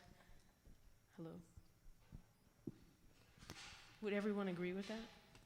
I'm sorry, Vicki, I got distracted. Jen had a question as well. Could you say it again? Okay. As I recall, the item there about the signs, that was a board input. Absolutely. It was the board saying we Right. should be even-handed with signs. So then, in that event, what I'm maybe I guess what I would do is if a school decides that is not a priority, or as much of a priority as the walls or something else, then are we okay with that? Because see, that was our input, saying we want every school to have a sign. Yeah, I think that's what I just Okay. said, was I that just would wanted be to my make sure. preference Okay. to allow the school to make that decision by adding enough money to cover both. Okay. Well, to cover the more expensive of the two. Okay. Ms. Krejci. My understanding on the signs was the board wanted to know what other schools don't have signs. We weren't trying to necessarily, impose every school must have an electric sign now, but just saying which schools don't have them. We want to know where there might be possible gaps. We weren't saying if there's $50,000, you have to have a sign, even if there's something you need more. That just doesn't seem to be an equitable result. So I would say we wanted to know where the signs are. And I'm sorry if my opinion on it, if I didn't express it clearly at the time, but I wouldn't want to overreach. I like for the building leaders to have autonomy. We just kind of wanted to know about the equity. But as a practical result, the only thing that comes out of having the signs added to the budget, the only thing that got dropped out was the TCCE walls. So the recommendation that Mr. Hogan made to put the net difference between the walls and the sign in allows that exact conversation to happen at the school level, which is more important to you. Yes, that's what I'm saying. I'm saying I would be fine with the school deciding that the sign was not the most important priority to them at that point. I think that's, again, it can be equitable without being exactly equal. Okay. Let's see, Ms. Lang. I know at one point there were water fountains and gymnasium for Hackett. I don't see that on the list at all, and I wanted to make sure, is that a code thing? Is it okay to not have water fountains in? Item 67. Oh, it is, okay. All right, then I'm An easy question. We like those. Dr. Chtor. Good. Ms. Alexander-Mann, are you good? Dr. Chtor, you have comments, right? No? Okay. I think one of my comments is, I think at another time I'd just like to have a conversation about the Sunshine School. I think that it's a building and that there are no students there. We're investing more money. We don't know what the plan is for the Sunshine School in the bigger picture in the long term. And I'd like to have that conversation at another time. So. Ms. Smith. Yeah, and Dameron, or Ms. Alexander-Mann and the rest of the board, I think that the Facilities Committee in particular, we do want to have that discussion, but I think the key thing here is we're trying to protect an asset. We don't know what we're going to do with that building quite yet, but we don't want it to fall apart completely and be worthless, right? So, but there is clearly a plan to talk about the use of that building in the future. Any other conversation about the 5-year facilities plan? Can I see heads nodding to say that we would like to slightly increase the amount of the facilities plan? Oh, wait, Dr. Chtor, do you have one more thing? One quick question about Toast. I mean, Toast is right next to this Lincoln Park project that the city is going to be doing. Is there any way to integrate, things like the parking lot that we want, if that road is going to be reconfigured in any which way so that it gets taken care of?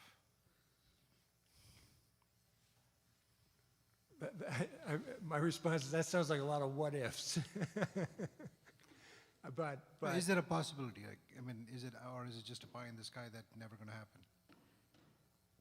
Are you talking about That's the really a water? political conversation about whether we could get the city to take that No, no, on. but Is that what I- you're saying?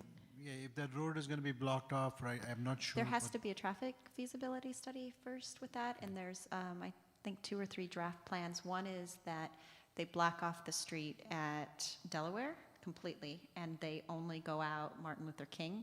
Another is to block off Martin Luther King, and they only come out of that Delaware Hackett corridor. There's a loop around, so they're still in that process of kind of having the conversation. Okay. All right. So this falls into what Ms. Smith was saying a few minutes ago, which is if it evolved in that way, which would be wonderful, then we could reduce our expenditures in that case and have more funds available to either fund overages and other line items or to go deeper into the list. So I think that we are doing everything we can as a board to continue to build our relationships with our partners at the city. And so we would be looking for those kind of opportunities to get basically 2 birds with 1 stone out of those tax dollars, because it's all our tax dollars, whether it's city or district. Okay, so anybody else? No, okay. So we are, I think, in agreement that we would like to slightly increase the amount of the facilities plan to allow the selection by TCCE of either walls or sign at their, whichever they feel is more important, and possibly both if in fact there is a budget decrease somewhere. So that's one change. Nobody else commented on my suggestion about reordering things to put those schools, those Giffen and Schuyler projects, to renumber them and put them higher. I strongly second that. I'm more in favor of a reimbursable item in a building which houses students and programs than an empty building or Or one that we don't have a clear plan for. Okay, so that's not a fiscal impact, it just requires reordering a handful of projects, which we can lay them out by number, and you guys can double check me to make sure I didn't miss any. There are the 4 Giffen projects that clump together, 108 through 111. There's the Schuyler Achievement Academy, 116 and 117. And then for me, third is the Myers new tennis court fence, which is lovely, but probably not as critical as the interior improvements for the others. Those 7 projects, to move those to be the first ones below the line. Any others that I'm missing? Okay. So with those changes, Mr. Hogan, are the numbers that I have in front of me for the thing, those are correct with those? Okay. All right, so that's going to bring us to the conclusion of the discussion portion of this. We've now covered H1 and H2, and we are moving on to H3, which is a formal resolution. What we are doing tonight is formally resolving on the amounts of these projects. 2 weeks from tonight, we will formally adopt the legal language that will be on the referendum in May for the voters, but the numbers that we're setting now will not change. The next step is purely administrative. This is the decision. We will not reconsider this. We could, but I will be very upset with my board colleagues because we need to get the bond referendum language correct. So this is the final decision. Does anybody have any last hesitations before we commit to these figures? Okay. So now we are going to be looking at the screen. There's a big screen over there for those of you who like to follow along. This is the resolution. All of the language is in here. I am not going to read this aloud except for the last 6 bullets, basically with the actual amounts, because I want these formally on the record. And Mr. Hogan's going to double check me and make sure I put the right number in the right spot.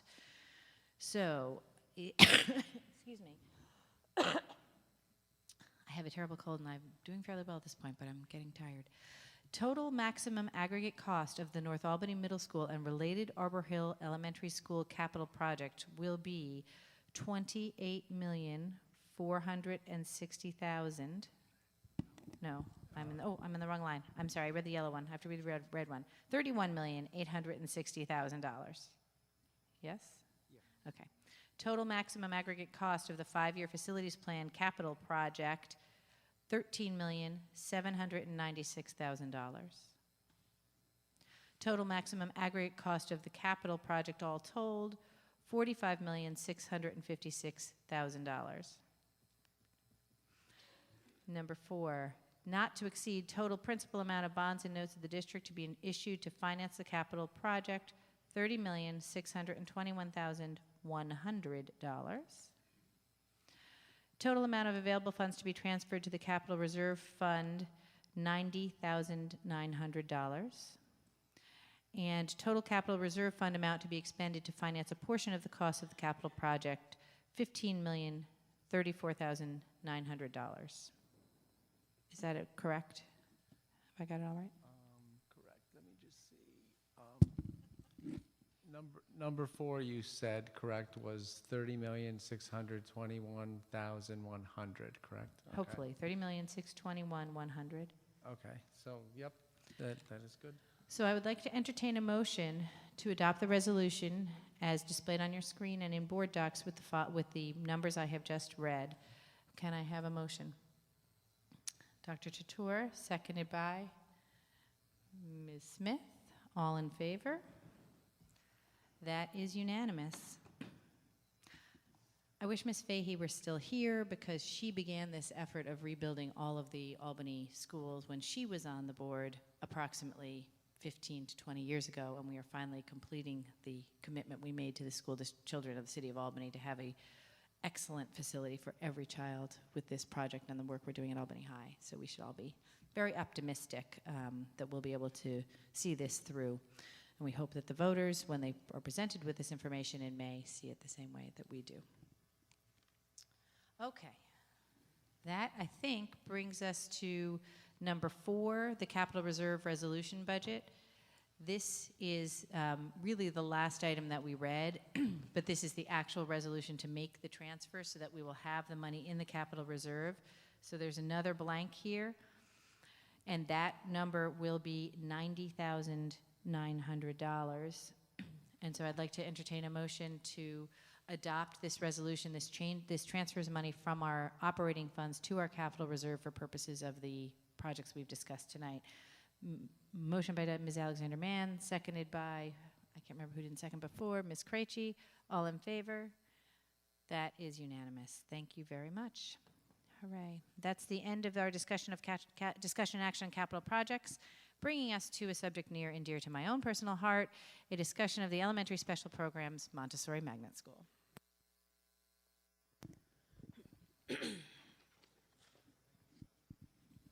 Madam President, members of the board, I would like to welcome to the microphone Dr. Cecily Wilson-Turner, who is the Assistant Superintendent for the Elementary Education Division, and Mr. John Powell, who is the principal of Montessori Magnet School. So we're excited to hear about the program at the school and all the great things that are happening there. And so welcome and thank you so very much. Thank you for having us. Excited to talk about Montessori. Great things going on. Mr. Powell, I'm sorry to ask you this, but you must speak into the microphone because we are Okay. we're recorded, and all of your faculty and staff and students will listen to this later, and they need to be able to hear you. Don't make them more nervous. Okay, pressure. All right, I'll start. start. Okay. So good evening. This is part 3 of 4 of our elementary special programs presentations. And so as you probably all know on the board, but maybe not for our public, Montessori as a magnet school is a little bit different than our other magnet schools in that it's about an instructional model versus a theme integration. So as you heard about with TOAST, they integrate their STEM. Dual Language is a program that focuses on the languages, but Montessori is about how you infuse particular instructional practices into the existing curriculum of the district. And I would say that Montessori has done a really nice job over the years with each change of our curriculum, staying true to their Montessori philosophy and practices to ensure that those students get a unique experience as they learn and drive their own learning through that process. And so we're excited to have Mr. Powell present to you this evening the wonderful things that are occurring at Montessori Magnet School. So into the microphone, I will thank you for having me here to speak about the wonderful things at Montessori. So I'll work my way through our PowerPoint. But please, I don't know if it's all right to go ahead and ask me any questions, but I'm open to anything you want to pause me on to avoid 15 minutes of me just saying words and clicking through slides. So anyone who's had a chance to be at Montessori knows that it's a special place. It's clear from really the moment you see it from the outside. You don't even have to be inside, and you see that something is special about what's going on. For those who maybe not completely familiar with all the logistical side of things, our building is a pre-K through 5 school, focusing on the instructional developmental philosophies of Maria Montessori. So in that, Montessori is looking for the rigorous, self-motivated child and adolescents to develop their cognitive, emotional, social, and physical selves.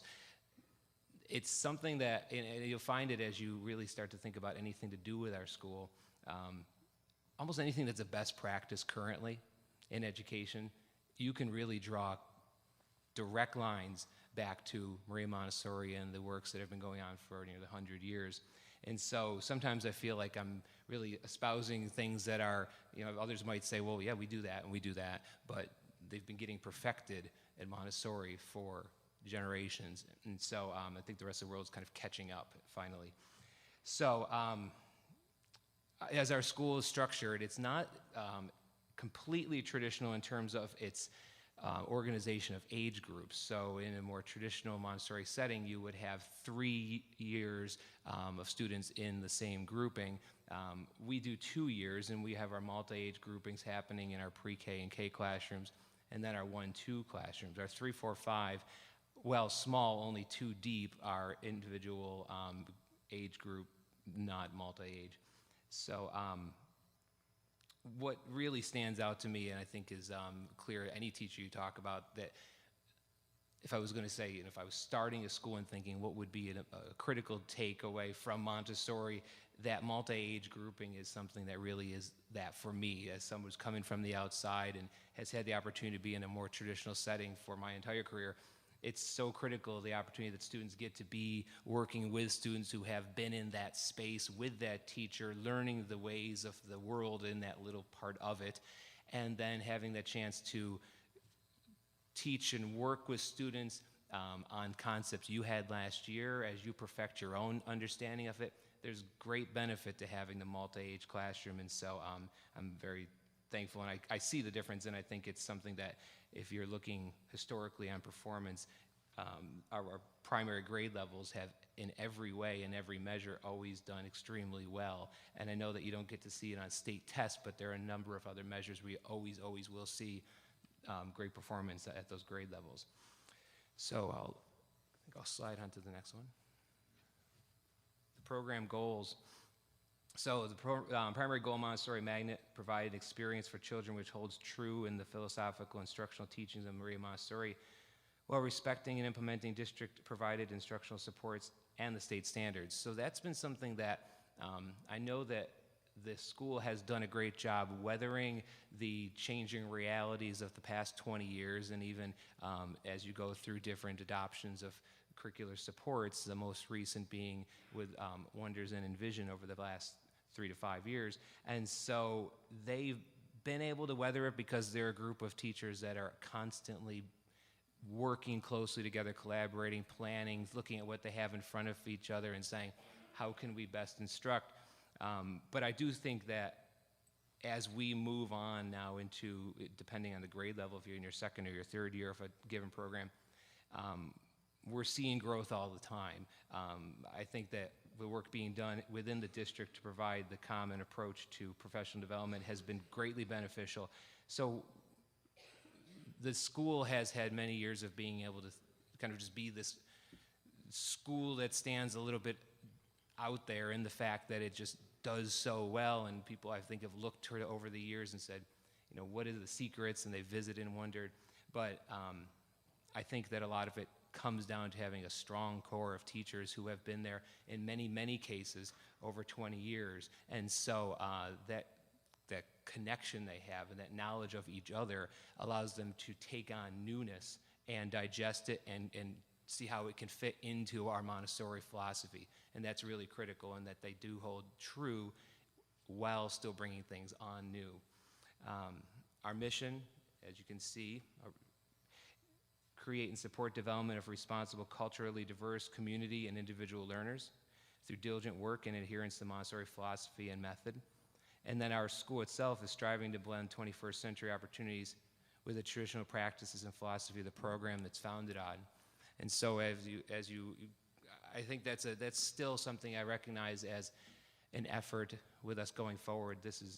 We've been really blessed this year to have a great infusion of technology. At this point, I have 6 Chrome carts in my building, and it's changing realities year over year already in terms of what the students are able to do with collaborating with each other, how we're using the building itself, as we have a pretty tight space, and we have not a lot of empty room, but even just having the availability of Chrome carts allows our students to differently use lab spaces or remain in their classroom and less lost time on transition. But it's something that I know that in conversation with parents, they still do kind of struggle. They have a little bit of a reservation about having their children in front of screens. And so it's how do we convey that screen time isn't necessarily a bad thing, because I think we have the challenge of making sure that our teachers are really educated best on how to make any screen time more purposeful and meaningful than just being a drill and practice game sort of a screen time. There are real differences there, and we've been working with our instructional technologist in the district, Jeremy Dudley. He's committed this year many days and to our school because there is this interest amongst our 3 through 5 teachers who have this technology, and it's done wonders even in the first year so that folks aren't just seeing it as a way to go on and just have kids working through math games, which has its place, and there are definitely instructional resources that are computer-based, which we're seeing great progress and promise in, but there's much more in terms of the research and collaboration and continuing to be Montessori in terms of allowing students to meet their own learning styles. And so when I can give students the freedom to go and explore a topic that they want to explore, but now they can go beyond the resources of the building, and they can bring the outside world in, and they can then collaborate back with their teacher and have communication along the process. That's where we are going, and that's really how we combine 21st century with something that really began 100 years ago. In terms of the program overview, this is just a look at our student body as it currently stands. 327 is our student enrollment, and our breakdown by percentage of the group in yellow. So you can see that and take from that.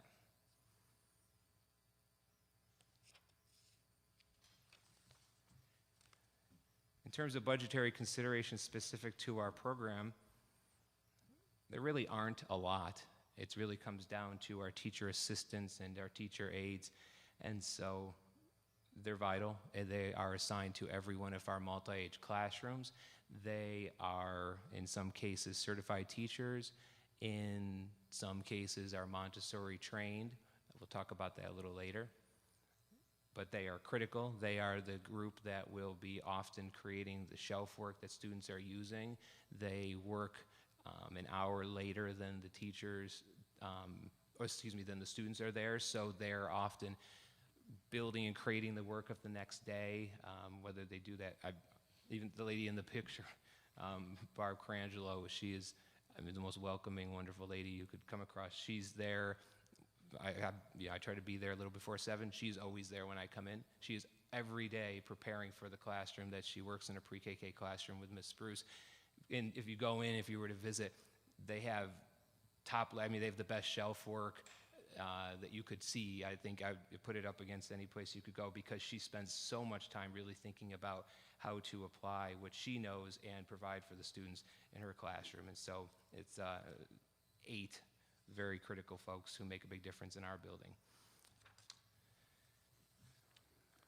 In terms of strengths, there's a lot of things that I could mention, but I really do think that so much of it comes down to just having truly Montessori trained, and I'll speak to that a little bit deeper as we go along also, group of teachers who have been at the craft for a lot of years. I mean, the reality is that in those next 5 years, we might have 8 of our teachers retire, and from a very small school, that's a major consideration.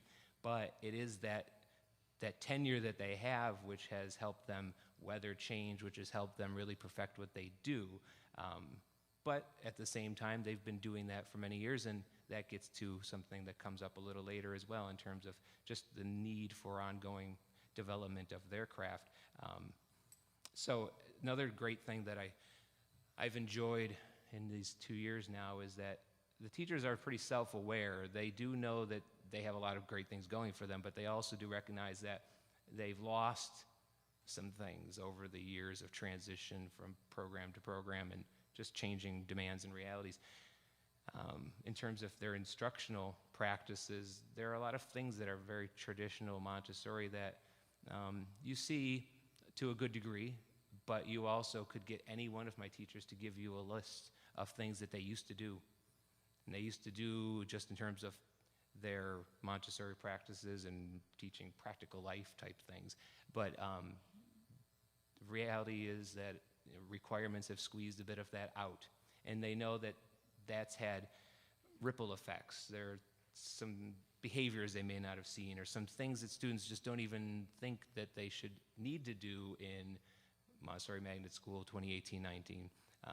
On the curricular side of things, it's how do you marry great resources that are always really, there's more coming. I mean, we have Envision, we have FOSNote for math, another great opportunity, but you also have curricular work done by those Montessori trained teachers. You have those high quality materials that are very specific to the building. That's really probably the last little area that the rest of the world hasn't quite stolen yet, because they probably don't understand what those materials really are about yet, but they will eventually steal those too, because they are high quality and they do make a difference. But those things have even found their way into closets at times, because every new piece of curricular support comes with manipulatives of their own sort, and then it's a process of saying, okay, can we take them all on or not? And kind of I hope you get the kind of sense of what I'm saying. I think that probably do. So the next phase, as we look to our set plan going forward, is really to return as we've worked to do on the curricular side. We've done a lot of work with mapping this year to try to position our Montessori works alongside the district-provided works, and we want to continue that in terms of our practices. In this case, Grace, Courtesy, Peace curriculums, art therapy, the building-wide practical life, and that one probably being the most important, because when I have a lunchroom where I can see that the floor is just a mess when the students leave, we're not doing what we're supposed to be doing. And I need not just for the students to understand the importance of it, but it's also an effort to make sure that the families understand why I don't need for your child to go back like exactly at 11:30. If it takes till 11:40, but we leave with a floor that shows that we respect that space and that we've left it ready for the next group to come in, there are endless benefits to that. And really, when we have that happening again, I will feel like I can say, you know, we are our truest selves as Montessori School. We do a lot of things wonderful, but the school, the building itself, identified that. And as we talk set plan and tenet 5 and social emotional well-being of the students, that's not even the tenet that our school is responsible for doing, but when we were charged with choosing a tenet to go along with leadership, that's the one that the building chose to have, because they do see that as having its hand in every bit of what we do, and so that's why it comes back in for this next school year. In terms of opportunities for growth, at this point it's a lot of me talking, so it's just a nice picture of me and some wonderful teachers. Oh, it could be bigger. You'd see more of us, but this is like, I'm just kidding. So that's my first and second grade crew.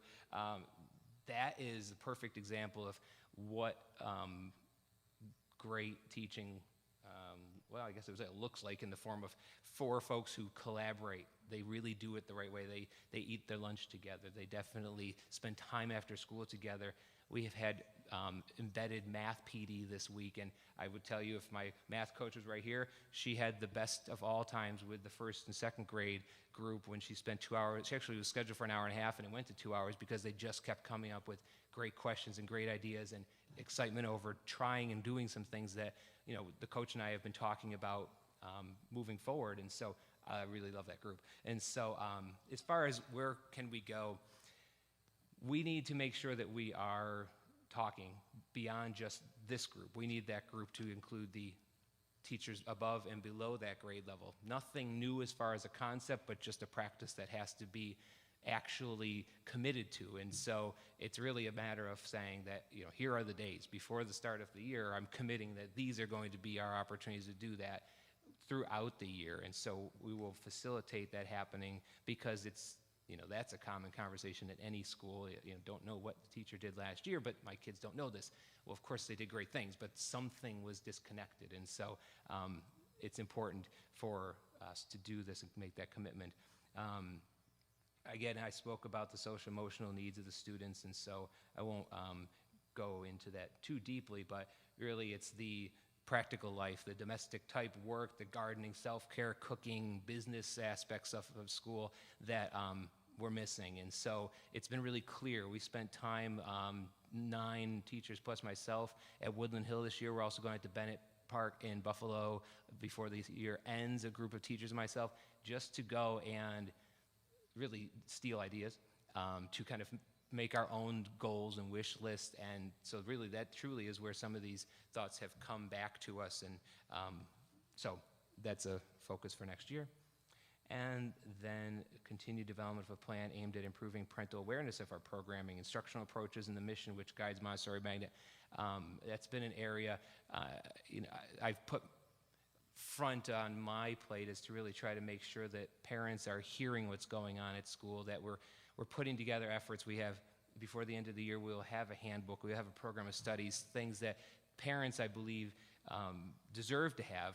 But then as we move into this next level of focus, it's going to be a lot about helping parents understand why we're making these changes, and why we're spending such focus on things that aren't really about numbers and state test results, seemingly, but that we believe ultimately do have a great impact on those. And so we want to make sure that families are right there with us and are supporting those same efforts at home, that we are, and letting them know, hey, well, your kid actually can hold a broom and get into the dustpan, and they can garden, and so that's a goal for next year, and so that will be exciting. Program metrics. So you have a look at the breakdown of our demographics, our school compared to the magnets and non-magnets. There you go. And then the other part was the NWA. Was that in there? Okay, all right, so we have those. See that. As far as recommendations,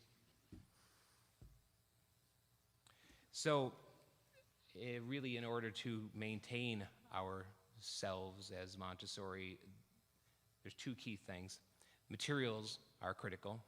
We've done a nice job finding creative ways to replenish materials in the building, but materials wear out. They will continue to be identified each year as different things that teachers need, and I really need to be able to say yes, because those materials are as fundamental to the program itself as the training, as anything else that we do, as the philosophy itself, is that the students have the right sort of materials. They are our textbooks in every possible way. And so I asked the board for only these 2 things in terms of budgetary asks for next school year, is a means by which to replenish materials, and then a means to train and retrain, update training, prepare my school for the oncoming change in staff.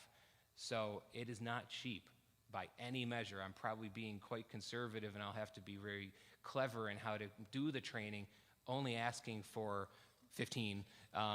But I tell you, it's necessary. There's a clear difference as you listen to teachers who went through weeks of yearly summer training in New Rochelle years ago, hand over hand building of their curriculum and their binders.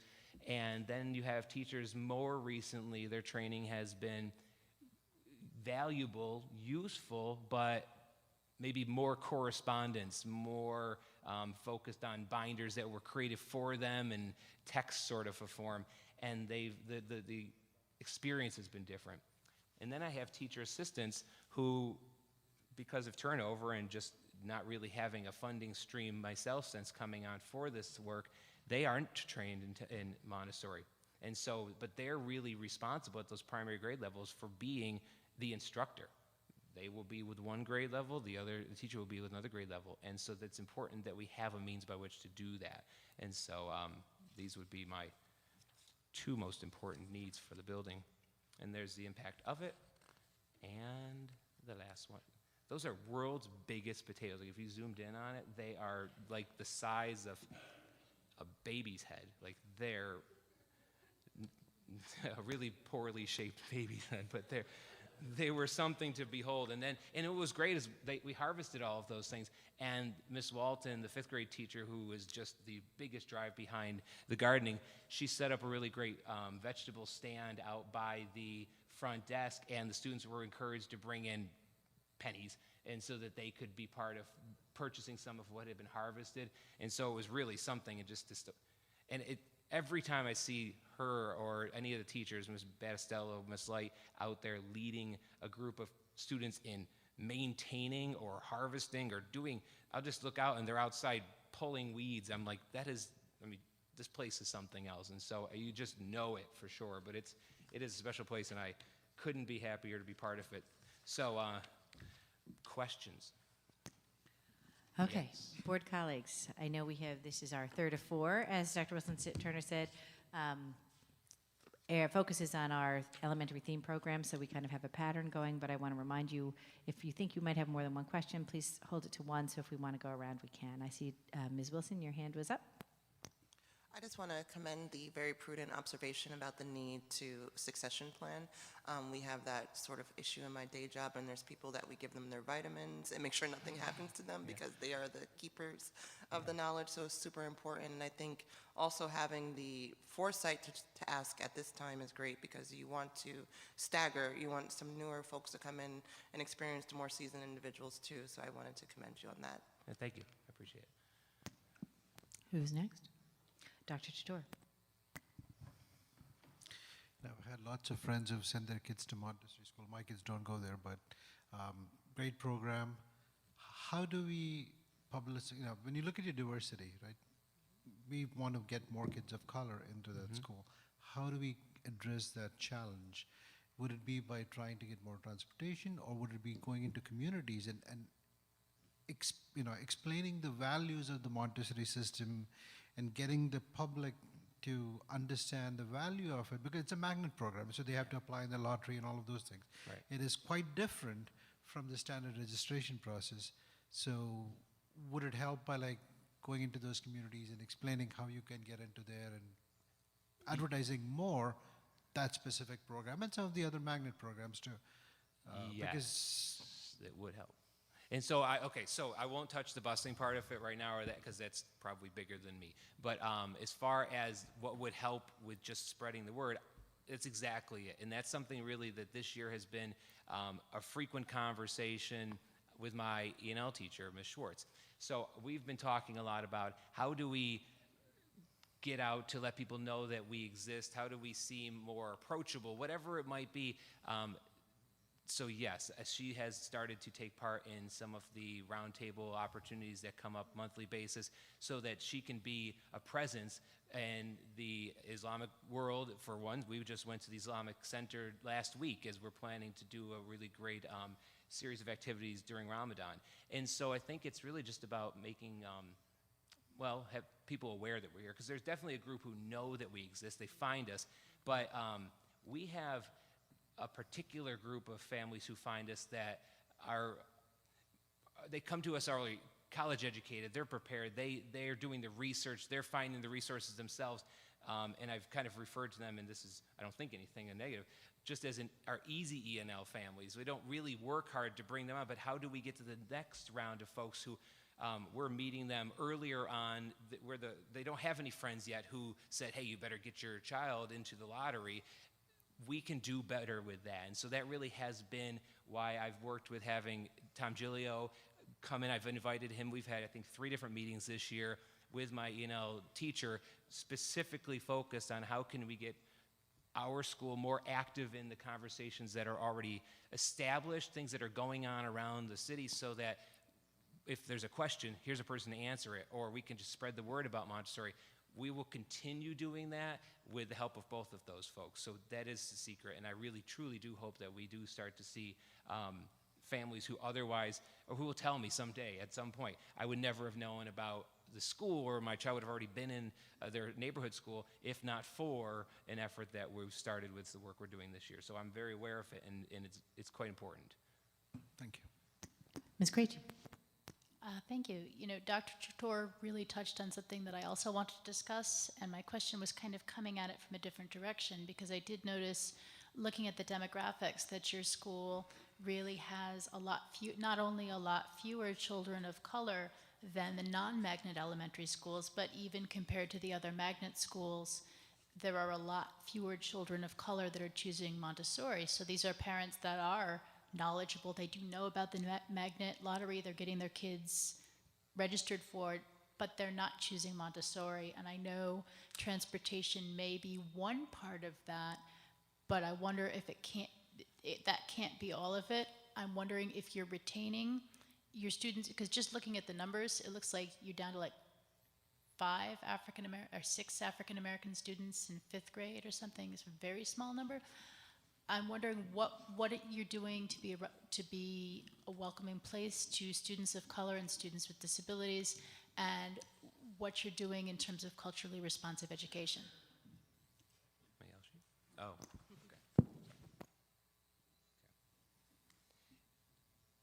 So as we work our way through, I don't know that I can speak to what has been an increase or decrease over the course of time.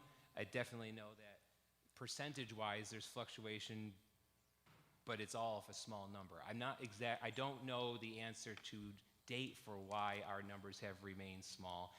In terms of culturally responsive education, that's a topic that has been clearly front burner, front of mind across the district for absolutely wonderful reason. And so I don't know if I have an answer for how that will make folks make a decision to come to Montessori versus somewhere else. I believe what it is almost the same approach as I'm taking with our ENL families. If the word that is shared by others who have had an experience with the school is that this is a positive, welcoming place, then my hope would be that they would say, I'd like to check it out. I'd like to come to the open house. I'd like to try for the lottery. And so the conversation at this moment is very active. And so it's about identifying ways from the building perspective, again, working with our ENL teacher and outside groups so that we can make sure that we're not just coming up with the ideas, but we're hearing about what others might be wanting from our school, and we can find ways to be responsive. I think that's what I was asking, that what are you doing to make your school a welcoming and accepting place for children of color? So what I would say is, I did do the research on the demographic shift at Montessori from when it moved from downtown to where it is on Central Avenue, and you see a significant demographic shift after that change occurred. And we've had this conversation many times on this board floor that transportation absolutely does have an impact. And I wouldn't say, from my experience, that there's been a change in, welcomingness of the Montessori culture for those families, because those families were populated in that building when it was downtown with the same teachers. And so that shift uptown made a difference because, and it happened gradually over time if you think about it, because those students were able to get transportation as kindergartners, first graders, second graders who may have started in the program as pre-K students, but once they graduated out, there were not students replacing them coming in pre-K because they didn't have access to transportation. And the lottery has shown consistently over time that if you do not get into Montessori in pre-K, it is extraordinarily difficult to get in there after that point without sibling or neighborhood preference, and if you're lucky enough to even have a spot open up before 4th or 5th grade. So it does have a significant impact. I just want to chime in as a Montessori parent. You all know I've been advocating on the pre-K busing thing for many, many, many years, and I'm thrilled that Mrs. Fahey has it on the floor at the assembly. It would be wonderful if we could reimburse pre-K busing. One of the other things that Montessori has as a challenge for keeping not just our children of color, but our children in poverty, is the early start is a really difficult problem because it comes with an early end. And unlike almost every school in this district, we do not have a free aftercare 5 days a week. We have a subsidized, if you are a WIC person, there is a subsidized sliding scale, but it is a private pay aftercare, very, very different than what we have in other places. And I know personally several families who did not stick it out at Montessori because if you get out of school at 2:30 and there is no aftercare that you find affordable, then you have to get your kid on a bus home to maybe no one, and they're 6, that doesn't work. And so you end up with a family who maybe puts into the ASH lottery or goes to their neighborhood school because the school day is later and their coverage issue is less problematic in the afternoon. So that's another way where it's really not about, and I appreciate your raising that, Dr. Wilson-Turner. This is the same human beings with honestly, the exception of the building leader. It's essentially almost the same human beings. And so the culture has not changed, I don't think, dramatically, but the location of the school and some of these wraparound things have really impacted us. Just to add to that, another component, as you are hearing about the different programs that we offer at the elementary level, we also have more choice. And so when you look at the choices that are available, combined with transportation, combined with after-school care, combined with start times, welcoming environment or no, it may be the fact that I'm choosing ASH because my child is interested in the arts.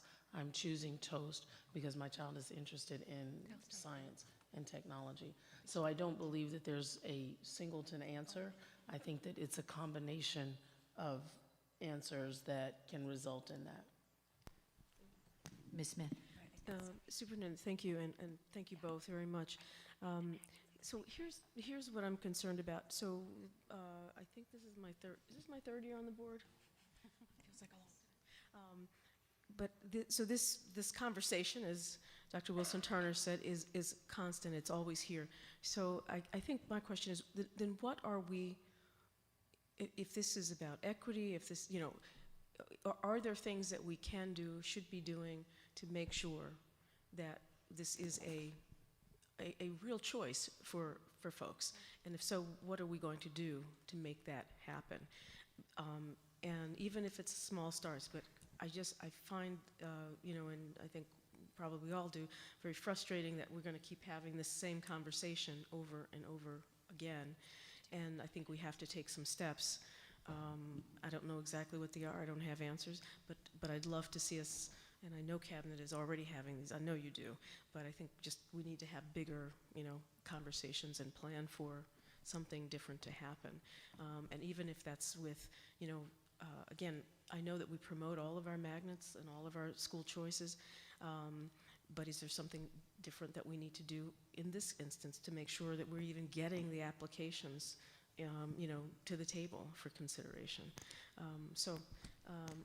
That's just my comment. No, I think that's a really excellent comment, and it is something that certainly the families, there are still a few families left that have children. Their youngest child is still at Montessori, while their oldest child is maybe at Albany High or graduated Albany High, so they lived the transition from downtown to uptown, and they watched and you can see it as you walk down the hall at Montessori and you see the graduating classes. You can literally watch the whitewashing of Montessori, and it is not something, I don't know what the board's decision was, why they made that choice then.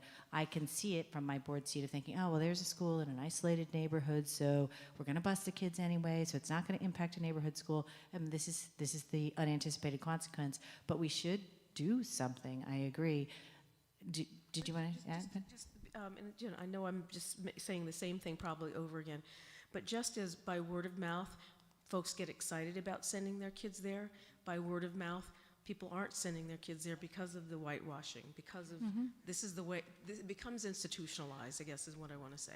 And or the possibility is that that's what happens, and that's what we don't want to happen. So one of the things I wanted to add, which I don't think is an immediate answer. So I mean, I think the immediate answers are move Montessori to a more accessible location, because pre-K busing is going to help, but it's not going to solve the problem. Because if you have a 4-year-old and you don't have a car, perhaps you're not going to be super comfortable putting them on a bus 2 miles out of town where you're going to not be able to get. So 1, pre-K busing, 2, building location, which is not a principal level decision. That's really our decision. That's a board decision. But the other thing I would like us to do in some of our outreach is to be really frank about the history of Montessori. I think Montessori's history is really confusing to people because Montessori was founded in inner city Rome basically to clear street urchins because there were kids on the street who were not learning, and it was inconvenient for wealthy people, so they wanted there to be a school to help those kids learn. They didn't really think they could learn. They didn't really care if they learned. They just wanted them off the streets. And lo and behold, Maria Montessori figured out that every child can learn and was incredibly successful in helping children who live in poverty learn. The method is designed for children in poverty. Now, the confusing part is that it was a European method, and when it came back to the US, it was because white wealthy people went to Europe and saw, wow, this is awesome. I'm going to spend a bunch of money to make this happen here in the US. But that's just the American history of Montessori. The true original history of Montessori was that it was a method for teaching children in poverty. So I want us to be, I want everyone to understand that and think about that.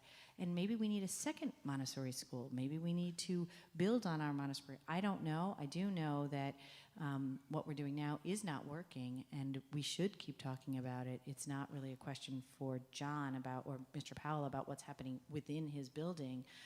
It's really a question for us as a community about how we want to address things. I see some hands over here. You guys just... Ms. Thank you. Alexander It was a great presentation, and I love the Montessori method. My kids didn't go to that school. However, my parents are teachers, and we have friends who do that. So anyway, so just a couple of comments. There was a study that was done in the last few years, and it was based out of Connecticut, and they looked at preschoolers, and it was pretty evident that the Montessori method tended to close the achievement gap between students of color and students and white students. And then they looked at how students did in Montessori, students of color, and students who hadn't gotten into Montessori programs. And so kids who participate in Montessori tend to do better. So, and knowing that, the Montessori was developed for children living in poverty, I think that it's upon us to recruit with intention. I think that that's just fundamentally something that, and this is just a comment that we need to do, because it doesn't sit right with me when we have one beautiful school with high achieving students, and the population of kids looks markedly different from every other school that we have. So that's my only comment. Well, I thank you again, and I have been enjoying this conversation because I think everyone weighed in from like a board perspective, what we can do, possibly even the superintendent from a district perspective, what the challenges may be and what we can do. But I think you honed in on, when you first initially respond to Ellen's question, which is the root of the matter, is information asymmetry also. And ultimately there may be silos for families and, and not circulating in every community, the information about Montessori, when to apply, the lottery and things of that nature, and I think you honed in on that to an extent. And I think that could be the focus of breaking down those silos, really. And so I think you did establish one, and even though you were like, I don't have the answer, it's more so acknowledging what the challenge is what's important. So I wanted to appreciate that too. And I'm going to add just one more thing, which is that's another thing that's in the board's control, is the way the lottery functions. Right? We could change the way the lottery functions. We could, for example, and I don't have any of these ideas worked out, but we could, every single pre-K student could be entered into the lottery for the magnets, and then have the parents have the opportunity to opt out of the magnet if it were chosen, right? We could make that change. We could wait on census tract, right? We could wait on economic capacity. There are a number of ways we could change the lottery. I still think the information asymmetry becomes a very significant problem if it's not an automatic lottery input. But there are things that we could do at the board level. one of the things that I've said a number of times as we've collectively decided to, for example, be more involved in the New York State School Boards Association, we are, as a board, picking up our heads after having been really in a very challenging place in the Albany City School District for a number of years, to be able to look forward to make changes about how this board functions with NYSBA and trying to do more legislative work.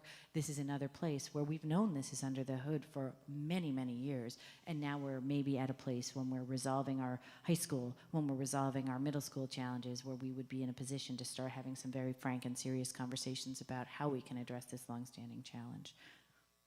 Mr. Powell, did you have something you wanted to say? I do appreciate very much that from your seats you're thinking about our school to the extent that you are. There are many parts of every day that has a connection or have a connection to this conversation at the building level, and efforts that have happened, and I've outlined a bit of them, and some I may not even come instantly to mind, that just come down to interactions and just helping people understand even what Montessori is, because that loses some folks right at the beginning. They know what the arts are, and they know what science, and know what foreign language, but they don't really understand Montessori. Many parents who go through and have their children enrolled and send them to school have zero idea what Montessori is really about. And so that's very much one of my front sort of burner activities as far as helping people understand what they are potentially going to take part in. But there's a percentage of what I can do for my building, and then there are some really big conversations like you've just really all outlined that I look forward to in any way being part of as we go forward. So I just want to thank you for that. As my school, as being the board liaison, I want to thank you for reaching out to me to do a tour and meet you and speak with you. I haven't. You're the only one that I've reached out to me, so thank you very much. It was a pleasure spending the hour with you. And we did talk about ENL, which when I saw the numbers, I was glad that we had that conversation because it was addressed on a personal level as well. And I want to just say that the board having these conversations, and we all seem to be very much on the same page and in unison of we could have all asked each other's questions that came up, so I appreciate that. And I also want to address that two magnets, as you mentioned, art and science, people understand, and we have two magnets that really focus on different curriculum, and that's the dual and the Montessori, which I think both of those parents a lot of times don't know what they're going into and shy away from those, and the numbers are changing for both sets as well. And so I do think that we do need to look at some of those, what's going on, why are those numbers changing. And so for me, I just want to say thank you. I don't have any real questions. I had many of them answered on my walk, so I appreciate that. Thank you. Board colleagues, any other additional questions or conversation around this topic?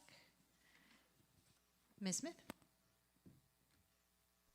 So again, I want to thank you both, and my frustration is really with us needing to have the conversation. I think the model is wonderful. I have a couple of schools that I oversee in my world that are primarily in New York City, but I love it and it works. I've seen it marvelous with special needs students as well, and I'm just thrilled at the growth that I've seen with that particular group of students. So I think it has more of a role in our schools than it has currently, so I'm looking forward to more. So I guess I just wanted to, how do we do this? I know that Cabinet is always meeting and talking about these things, but I would love to just know perhaps that we will have a broader, maybe more, discussion about the things that we can do, such as the lottery, perhaps, such as, maybe, having, how we do these 6th grade transition things or 5th grade to middle school, whatever that is, I'm sorry. Middle school transition. Yeah, middle school transition. Maybe there's some things like that could also be done where, you have to, but, people have to spend enough time in that to get a feel for what that model is like. So I just wanted to sort of I want to do something to put us looking forward more than, I don't want to be back here next year having the same discussion, that's all. So Oh, I'm sorry, Ms. I'm sorry, Adams. Madam President, members of the board, Member Smith, I would then say that as a board, part of it is understanding what it is that we as an organization truly believe in. Because in some respects, it limits the choice of a parent. And if we're going to say that we're about choice within magnet school programs, then we have to look at that structure. But then if we want it to be more diverse, then are we then channeling people in an area where they may or may not want to be?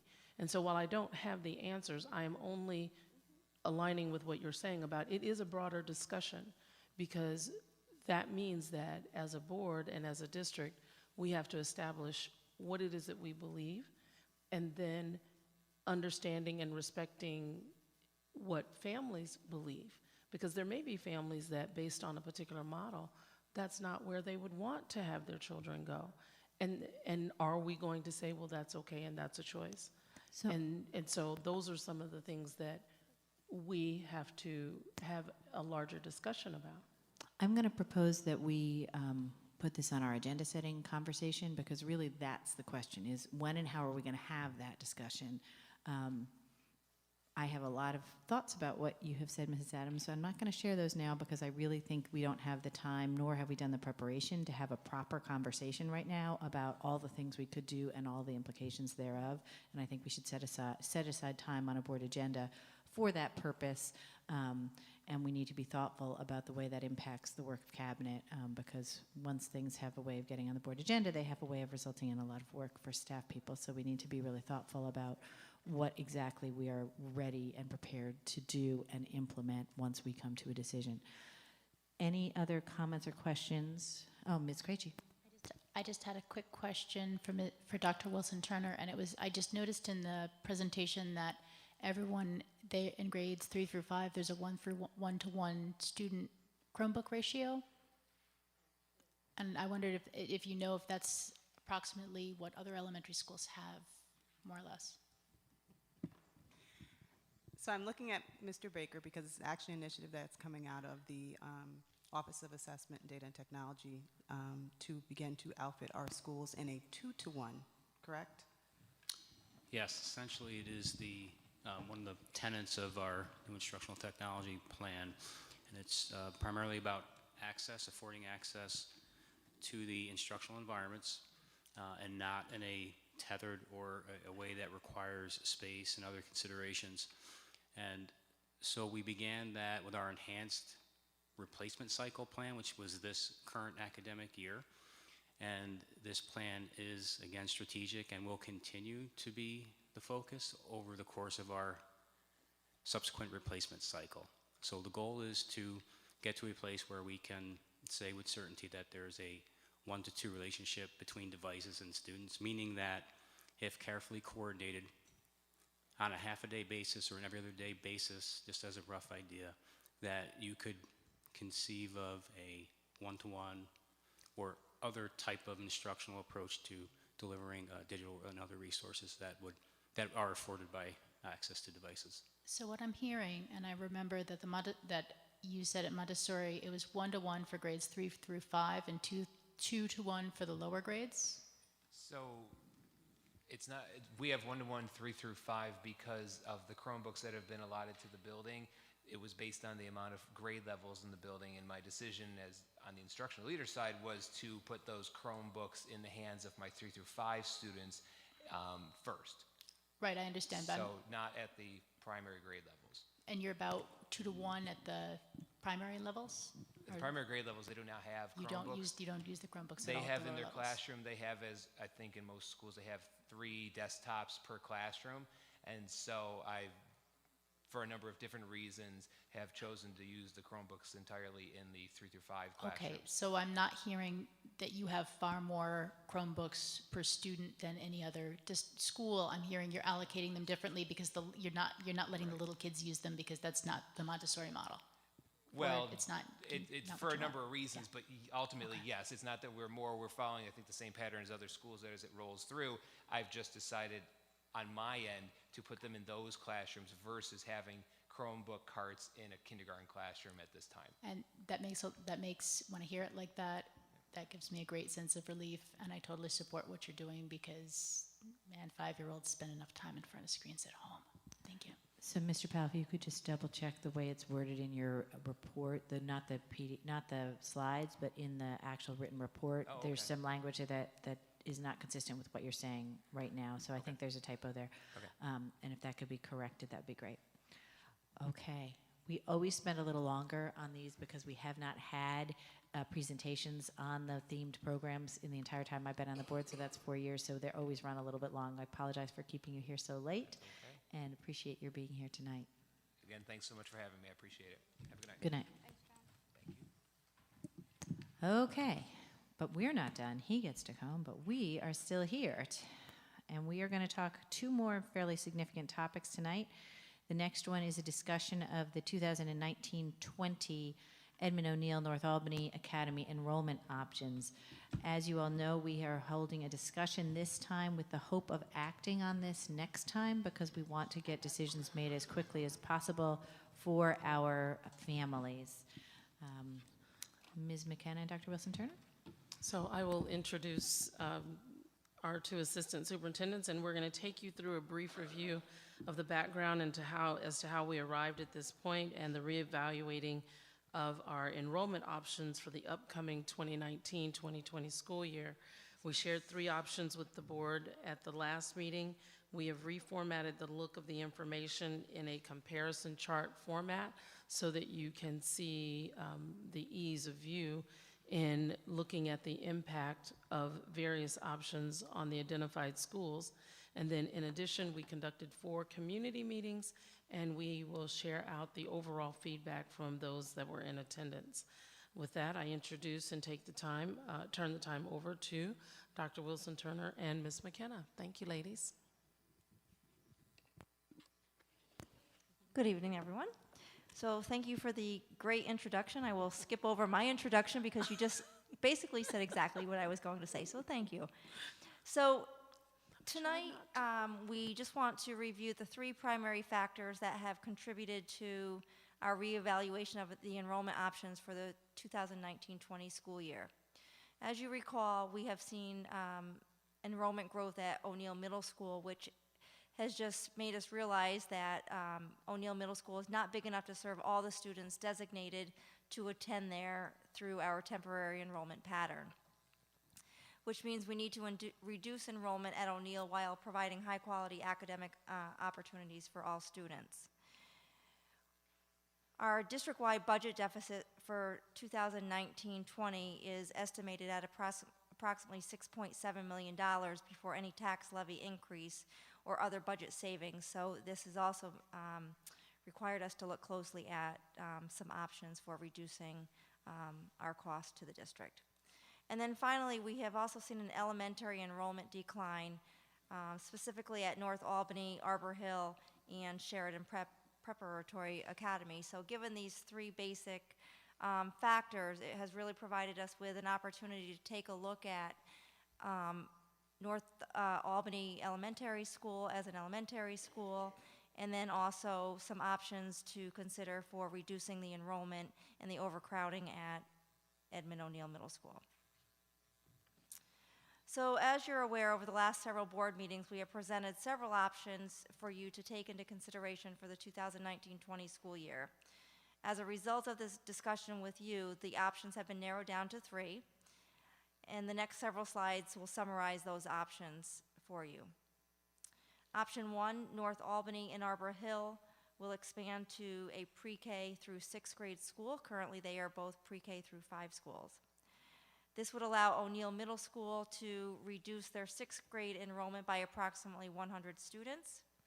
And then Sheridan Prep and Schuyler Achievement Academy would continue to feed into O'Neill Middle School, which would give us about 100 6th grade students. Through this option, there would be no budget savings and no additional staffing would be required. We would just reallocate. In option 2, we would repurpose North Albany Academy for a 6th grade academy. And this would mean that we would begin to transition the North Albany Elementary School out of an elementary school and begin to build this sixth grade academy. All students zoned for O'Neill Middle School for sixth grade would attend North Albany. So this would be Arbor Hill, Schuyler Achievement, Sheridan Prep, and then of course the current fifth graders at North Albany. O'Neill Middle School would become a 7th and 8th grade middle school, and this would significantly decrease by approximately 200 students attending Edmund O'Neill Middle School. The North Albany pre-K through 4 students would re-enroll at other district elementary schools, and there would be no budget impact for staffing. This option would have an estimated cost savings, however, between $1.67 million to $2 million, depending on the re-enrollment options that Dr. Cecily Wilson-Turner will discuss in a few minutes for North Albany elementary students. In option 3, again, North Albany is repurposed, so we would begin to transition North Albany from an elementary school to a middle school as a temporary small middle school, serving students from North Albany and Schuyler Achievement Academy. Students would remain there for grades 6th, 7th, and 8th grade, and then students from Arbor Hill and Sheridan Prep would continue to attend O'Neill Middle School for grades 6 through 8. And this would allow, again, to reduce the enrollment at O'Neill by approximately 80 to 100 students. No additional staffing would be required in option 3. And again, the estimated savings would be between $1.67 and $2 million, again, depending on the re-enrollment options for North Albany elementary students. I will now turn it over to Dr. Wilson-Turner, who will review the enrollment options for North Albany pre-K through 4. Good evening again. So we have 2 enrollment options that have 2 different budget impacts and 2 different impacts on our students for North Albany. So re-enrollment option number 1, our North Albany students who are zoned for North Albany Academy would be relocated to Arbor Hill Elementary School, approximately 85 students. All other current North Albany students, which I will show you on another slide, would return to their attendance zone schools because they are not technically zoned for North Albany. And we did a space analysis to make sure that we would have the space to accommodate those students in other elementary schools. In re-enrollment option 2, the North Albany zone students who actually live here in North Albany would actually be open enrolled to other district schools in the area, and this is specifically to address the transportation concern because North Albany is not 1.5 miles away from Arbor Hill, and thus many of the families and students would be responsible from walking from this neighborhood into Arbor Hill. And all other students who are currently at North Albany but zones for their home schools would again return to their attendance zone schools. So when I show you the charts, I will explain impact. So this is the current enrollment at North Albany Academy, I believe as of the January gradation. And so you're showing 295 students, and then it breaks out what schools they actually should attend according to their address. But through open enrollment, these students have done their education here at North Albany Academy. Where you see yellow is where we have limited space, but should be able to accommodate those students back in their home school. In the 3 areas where you see red, those are places where we know we could not accommodate all of those students in their home school, would have to make other arrangements for them. But for the most part, almost every student would be able to find a space at their home school that is not zoned for North Albany Academy. There are 100, if you take out the 5th grade, approximately 85 students at North Albany that we would need to feed into Arbor Hill in the next option. So in option 1, this would be a $1.67 million budget impact that we approximate based on the staff that would come out of North Albany Academy if it was to close as an elementary school. However, we would need to place 4 new staff members at Arbor Hill Elementary School to accommodate the 85 North Albany students we would move there in enrollment option 1. And so that's where you get the cost difference from $1.67 million to the next slide, which is a $2 million cost savings.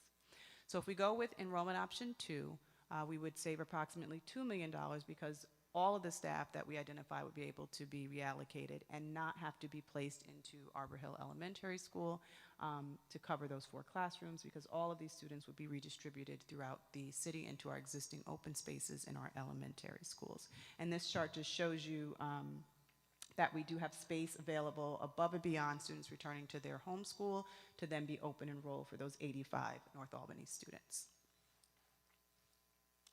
So we held our 4 school-based community meetings. We had 41 people participate. We had some students there who asked good questions as well, and so it was really a wonderful opportunity to connect with those communities and to hear their concerns in general about these changes, as well as other concerns that they may have happening in the school. But as you can see there, the general feedback was they were concerned about the O'Neill experience if it was going to be overcrowded. They were also very concerned about the transportation piece for families that would have to make their way from North Albany to Arbor Hill, or vice versa if they were coming here for the 6th grade academy. Definitely in support of identifying safety zones in urban areas and really help develop their understanding of the importance of that as it impacts transportation, that we can't just wave away the 1.5 requirement. Big question, and particularly for families who have students in other middle schools as a result of where they've lived previously. What would the open enrollment options be for them? How would they be able to keep their families together and not have a third placement added to their mix? Was a really significant concern for several families at several different school sites, so definitely arose as a trend. They definitely were more for the options that would reduce the number of transitions that students would have. And something not listed here is they were really comfortable with the idea of smaller settings for their 6th grade student so that they would be able to be more successful. And there were some families that were and I was surprised by very strongly opposed to having the 6th graders in the elementary experience, and that typically came from families who also had 2nd graders or 1st graders or 3rd graders in that school and did not want the older children in that space with their younger children. So that was really important feedback that we were able to receive from those families. Next slide. Oh, did you slide already? I'm not looking there, sorry, because it's behind me. So at the last presentation, the board asked the question to do a proposal of how much transportation impact there would be as a result of our proposed options. And so I want to thank Ron and the Transportation Department for pulling together that information. At this juncture, we would estimate no additional transportation costs. We hypothesized that it would be a wash, but here's the actual information. The current buses assigned to Arbor Hill and North Albany would be adequate to serve our 6th graders, so that would take care of that. In option 2, the CDTA tripper buses that currently serve O'Neill would just move to serve the 6th graders population that we would place here at North Albany. And in option 3, the 6th graders from O'Neill and North Albany, the 3 tripper buses remain at O'Neill. However, the 5 first student buses currently assigned to North Albany could be rerouted through the city as we reroute those students into their home attendance zone schools. And that concludes the presentation. So again, I would like to propose that we break this 2 conversations, and we first talk about the options about what is going to happen, and then we talk about re-enrollment. So that we can talk about the options now numbered 1, 2, and 3 conveniently, no longer needing to remember the various other letters that we used to call them by. So I'd like to hold the first part of our conversation to just the question of options 1, 2, or 3, and then we will take a little pause and then come back and talk about the re-enrollment. Ms. Krejci. I think if I'm reading the options correctly, and I really like the graphics here, they are much easier to understand. If I understand correctly, fewer students are impacted by option 3 than by option 2, because under option 3, the status quo remains for Arbor Hill elementary students and Sheridan Prep students. Correct. Is that correct? Fewer students overall impacted? Correct. Thanks. And same cost as option 2? Correct. Thanks. I'm thinking re-enrollment. Any other comments or questions about options 1, 2, or 3? Ms. Alexander-Mann. I just want to make a comment to thank you for the presentation. I was at the 2 of the forums, and I too was surprised hearing the feedback about adding sixth graders back into a building.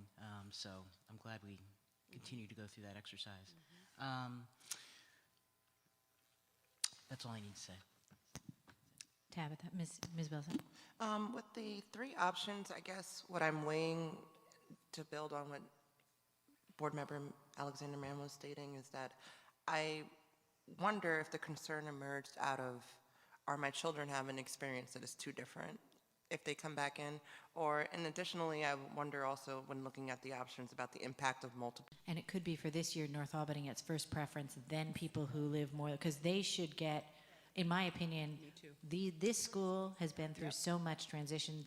We need to treat these folks as carefully and as kindly as we can. Ms. Krejci.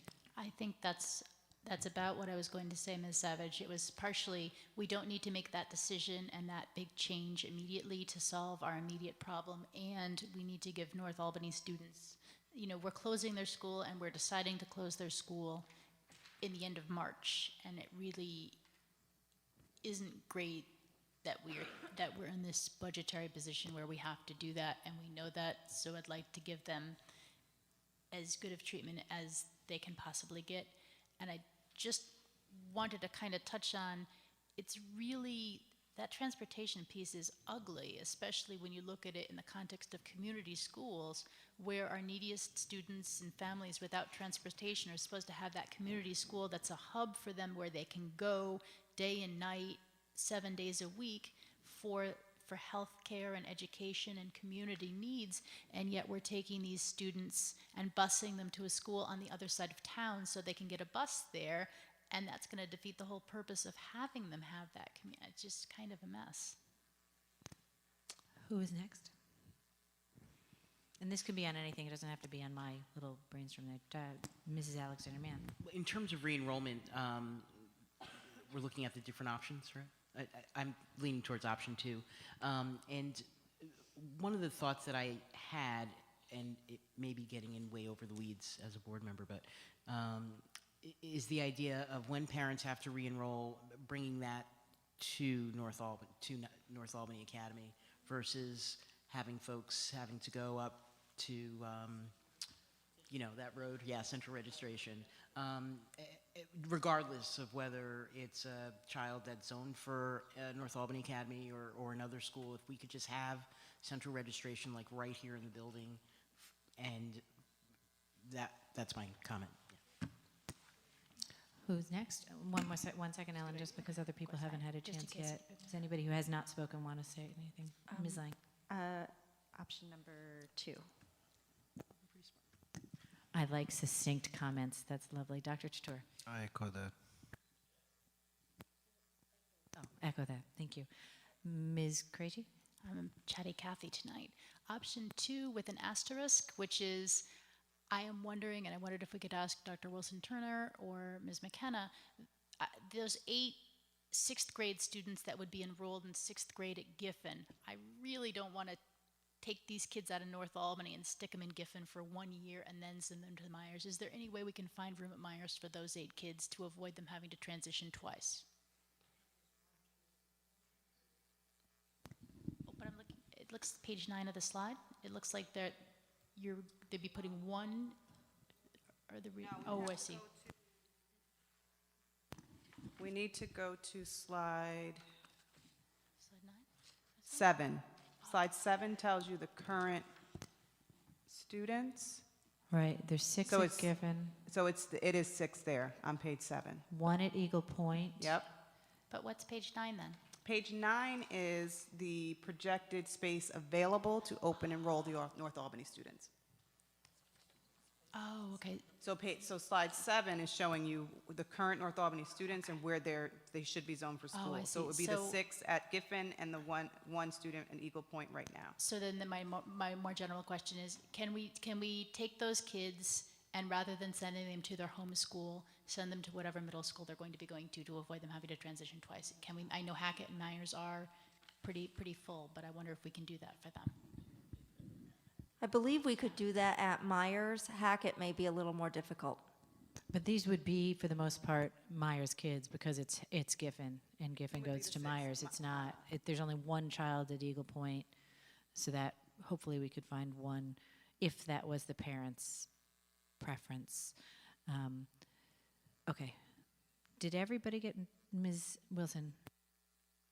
My preference was to, but considering, of course, being amenable to the needs or any adjustments that have to be made. Ms. Smith? Yes, I would agree. Just on this, the last comment, so parent preference, they could have that choice of going to their homeschool versus, okay, that's fine, that's good. So I'm also a fan of option 2, although I would actually like to make it more global. I really think we should allow open enrollment for every child. There's a reason the North Albany children who are not zoned North Albany chose North Albany, and they're not at their neighborhood school. So just like the children who are zoned North Albany, I think we should be treating them with kid gloves. The children who are zoned for some other school, and I know there's many more of them, and I don't know how much trouble that puts your numbers in, but there's a reason they didn't choose their homeschool in the first place. So to then say to them, hey, we're closing the school that you chose, and you have to go to the school that you assertively anti-chose, you chose not to go to, seems to me to be not consistent with our philosophical conversation here, that we want those families to get as close to what they would like as we are able to. And I also would like to talk about the fact that there is going to be a collision where there's going to be more children who want to go in a spot than there are spots available. And I would like to talk, if not tonight, then in 2 weeks, about how we're going to address that, as well as some of what, I had not heard you use the word before we were at some of the public meetings, the hardship requests that you've been considering for families, such as the one that I met that has 5 children in the district and would be in 4 different schools if they just went along with the enrollment pattern. I mean, we really need to do something for those families. So I do just want to clarify that you are correct that some families chose North Albany as their school through the open enrollment process, but for some families, North Albany was chosen for them because there was not space available for them at their home school. So we have both, you know, open enrollment by family choice. We also have district open enrollment where our schools were overcrowded. So you see a significant number of students from Schuyler Achievement Academy because we had an effort at Schuyler Achievement Academy to keep their class sizes small while they were going through receivership, which resulted in a lot of those families ending up here.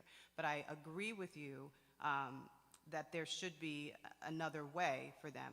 And if we're going to consider that, if we're going to look at 295 or 200 students looking to fill our elementary schools, Ms. McKenna and I were sitting here discussing, maybe it's not open enrollment we do a lottery for those seats, which I have my reservations about just on a logistical side, not on a philosophical side. But I think that would be the most equitable way to distribute the seats that we have available for those families if we chose to go that way. And if that is the case, it's something I would begin researching between now and the next meeting to cost out, et cetera, as to how we would execute that in a timely fashion for our families. Ms. Alexander Mann? So just for clarification, because I think I get you. We're looking at, instead of just looking at the kids who are zoned for North Albany Academy, pre-K through 4 or 5, the entire school, opening that up for open enrollment, right? And then the idea of a lottery. Okay. Exactly, and so then I think we would have to integrate that, or thinking about that, into the standard open enrollment process, because there will still be families that wish to open enroll. There just probably won't be spots for them because our elementary enrollment is going to tighten up throughout the district.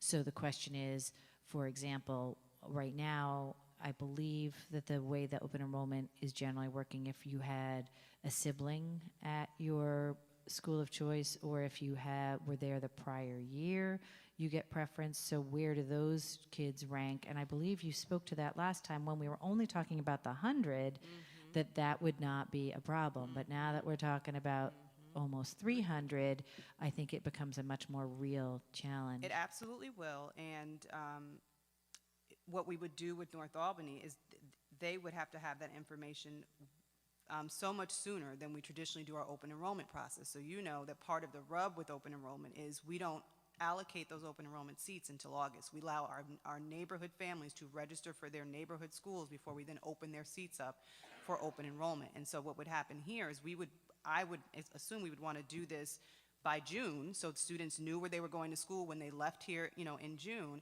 and that would precede us opening up open enrollment to the rest of the population with the remaining numbers and looking at that again in August. So there would be a lot less seats available for families to choose from at that point in time.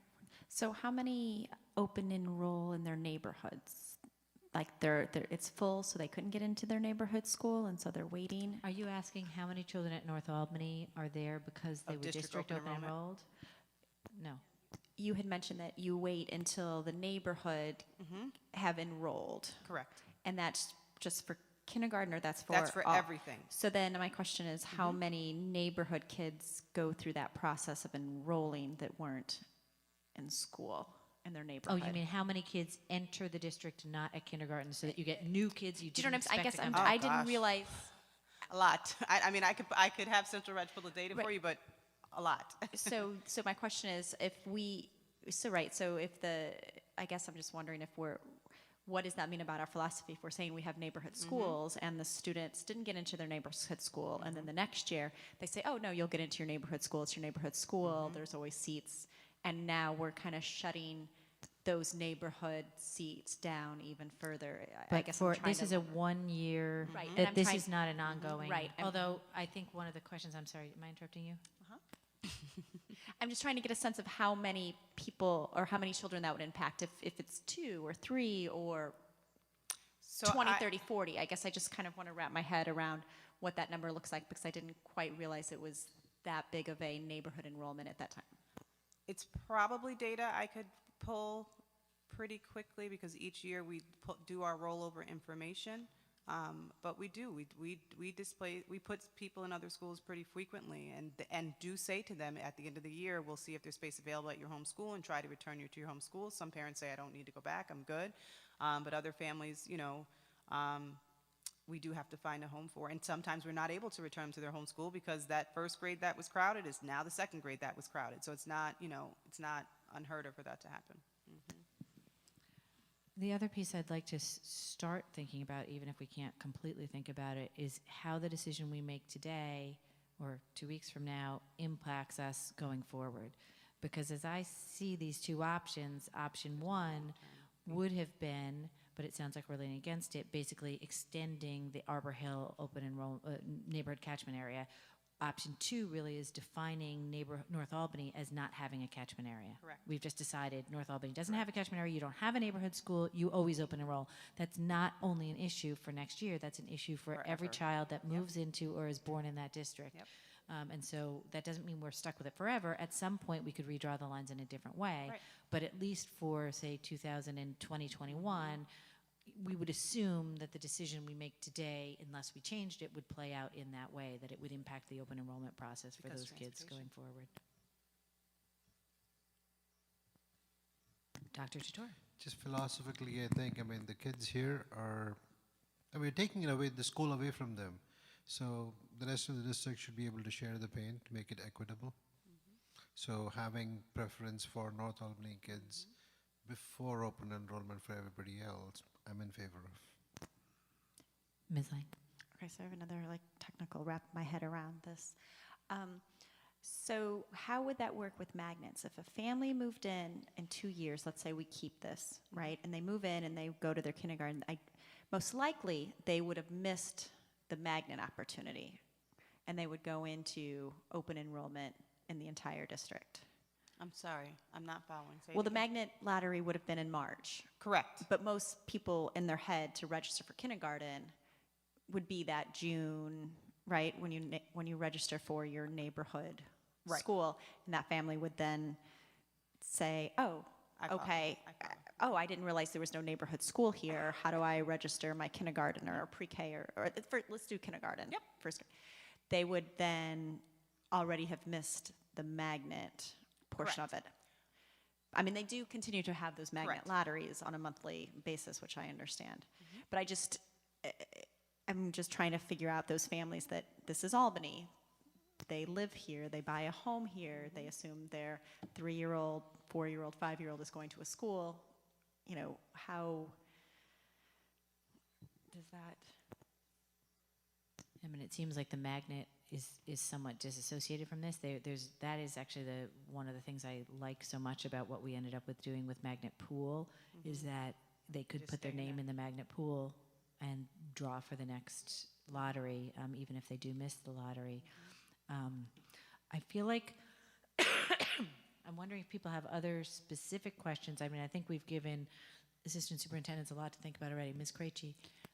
I think Ms. Lang raised a good point. I'd like to give, for the 1920 year, kids who live in the North Albany zone and the kids who attend North Albany this year, I'd like to give them first preference, not only in an open enrollment of neighborhood schools, but also priority enrollment for any open magnet spots. I mean, I think at that point, actually, that's a good question. You can't open enroll to a magnet. You have to lottery into the, right? So it does require those two things to work in sync.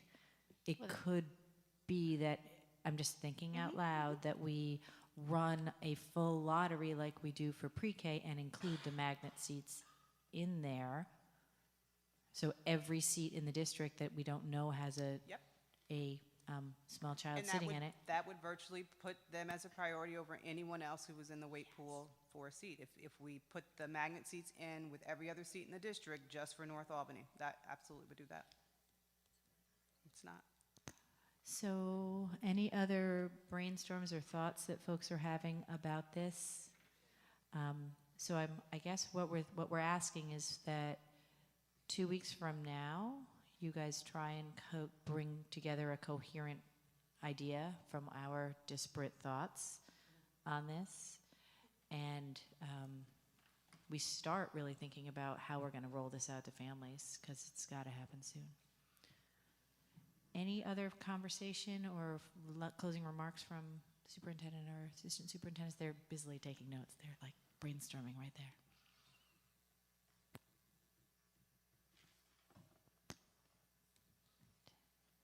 Anything else? Oh, yeah. Oh, Wait, Ms. I Lang. have a question, I'm sorry. Do we know, I guess this is more of transportation, if a child here, whether their school is Eagle Point, seems all the way across town, how long would that child be on a bus if they lived here? And that's where, I mean, what is the longest route, and how are we managing, you know, some of them all the way? I mean, they're hitting traffic, they're going through downtown. I mean, Are you talking about helping parents make good choices I by guess so, yeah. educating them about how long that bus route would do would they? be? I mean, it is a Thinking long about the ride, bus but it is also, I don't know, this gets into a different conversation. I rode the bus 50 minutes both ways, each way in my school district, and it was norm. That was just the norm, because we had a lot more geography to cover. So while I would love to see shorter bus rides, I think that's a familial choice, so we should help people understand what they're picking. But I wouldn't feel comfortable as a board saying you may not choose a school, or you should be reduced likelihood of choosing a school just because it's far away. Okay. Onward. Yes? Thank you very, very much. And Mr. Hogan, the budget presentation. Oh, right, the budget.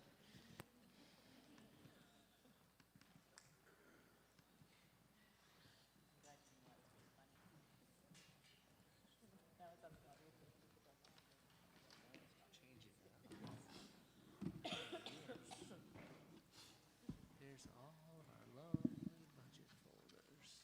Actually, let's pull out. There we go.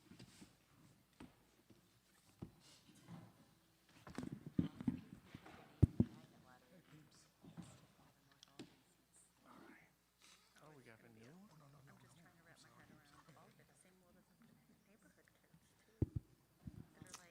Okay, here we are for an update on the 2019-2020 budget. Here are the topics we're going to briefly go over this evening. This is just an update, so we'll be able to move right along in this. Here's what remains of the budget calendar. We'll talk about state aid in a minute, but I mean, one of the good news things I heard this evening was that the legislators believe that there'll be an on-time state budget, so that would be great news and helpful if we knew what the actual revenues were before we pass our budget. So that was good news tonight. This is the district's mission, vision, mission, and goals, which we're all quite familiar with. So here's a state aid update before hearing from the legislators this evening. I think we heard some good news remarks. Senator Breslin talked about it being closer to the legislative proposal than the governor, so that's a signal that there's some optimism of increased state aid. And also Assemblyman McDonald mentioned he was cautiously optimistic. So, and with the on-time budget, that I think was a pretty good news. Let's see. So, since we last gave you an update at the last board meeting, here's some changes that we've made. There's been some reductions to salaries and benefits of about $2,400. We've had to revise the district's insurance expense. This is district-wide, all facilities, all liability, everything. It's about a $500,000 policy. We've had to adjust that assumption up about $14,000 based on some additional information from the insurance company. This is probably going to be a 3% increase or so, and the renewal in July. And then also, as was discussed and passed by the board at the last meeting, we're going to start and expand our educational program to include 2 seats at Tech Valley High School. On the revenue adjustments, there's some good news here.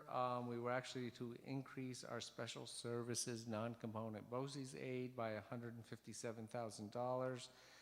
We were able to do this we had given projections to the state last September.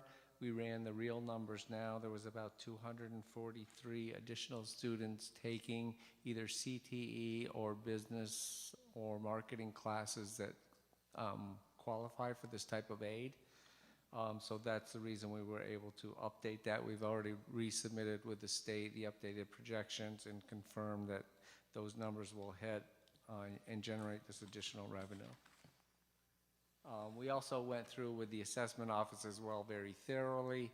I gave them, for these last set of numbers, the SED regs on exactly all the types of courses that qualify, and reconfirmed that we were reporting it correctly. So that was good.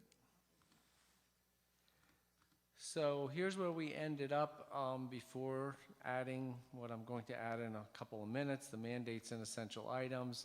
At this point, we're at $4.3 million deficit, which would equate to a 3.73% tax levy if no additional changes occurred. And this is before a tax levy increase and before any additional state aid.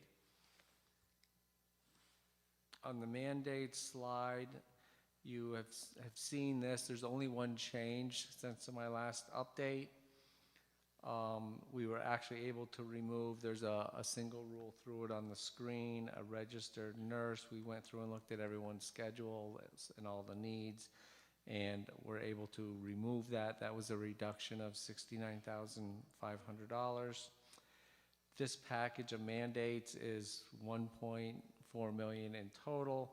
And as indicated before, most of this, the items on the bottom are really all related to special education services that we need, and expanded enrollment, etc. This next slide is essential items, things that are critical from the staff's perspective to maintain and deliver current existing programming. So you'll see on here, the other thing you'll note is we have some positions on here that would start in January of 2020 as a result of opening up the new wing of the high school. There's a lot of additional square feet with that new addition. So we'll need some additional staffing and custodial and security, hall monitors, etc. for that area. There's one reduction here. You'll notice the single rule. In light of the budget picture here, we removed that position in transportation. It's not to say, they still wouldn't like it. It's really, we're trying to compress the budget deficit at this point. Maybe this is just not the year we can do that, but hopefully we could revisit that at some point in the future. So after you take into account the mandates and the essential items, we're about a $6.5 million deficit.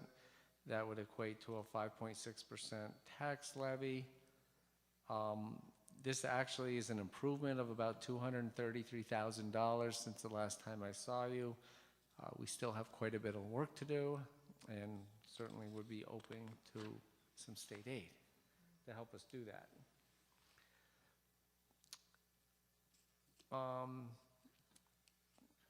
This next slide is just a what-if scenario.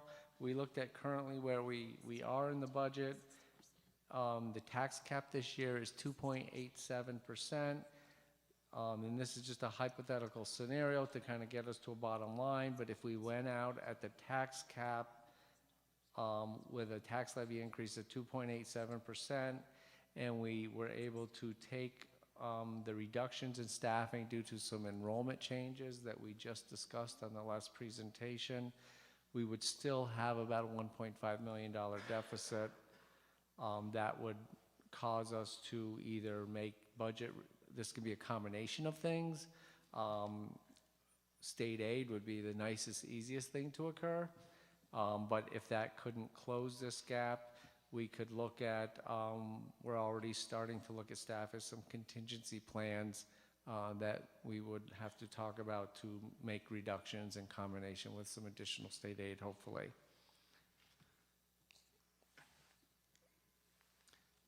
The academic plan is where we put together a comprehensive, it is a comprehensive plan, it's a multi-year plan. We've been fortunate, we've been enhancing the plan and adding resources to it every year, I think for 3 years now. This may be 1 year. We haven't talked about it a lot other than we developed it, we've enhanced it, and we have numbers here. But given the deficit that we're currently in right now, this may be a year where we can't further enhance it, but certainly we're assuming that we would maintain and continue what we've already built into the plan.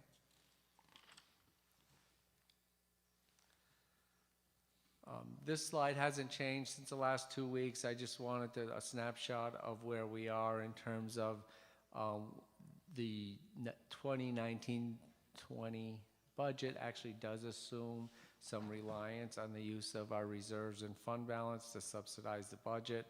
For 19-20, we're assuming about $6.3 million. It's comparable to the prior year, and typically we don't spend all of this because by law we can't spend a dollar over the budget. So you have to err on the side of underspending. This next slide just shows, again, it's the same thing as last time. We did redesign it to show you the buckets of the various types of fund balance and reserves. You'll notice the gray and black checkered boxes, that represents the capital reserve, and you'll notice the assumption as in 1920 that wouldn't be. The assumption would be that we would use the capital reserve to pay for the local share of the new capital projects we talked about early this evening.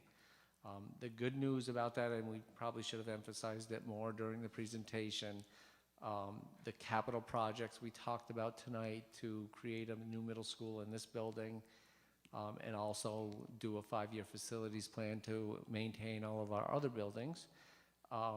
The capital reserve will allow us to bring that to the voters without having to increase taxes. So that's what we will be proposing to the community, those capital projects, and not raising taxes. We would fund the local share by our capital reserve. The rest of it, 2/3 of it or so, would be funded by state aid that's created by the project itself.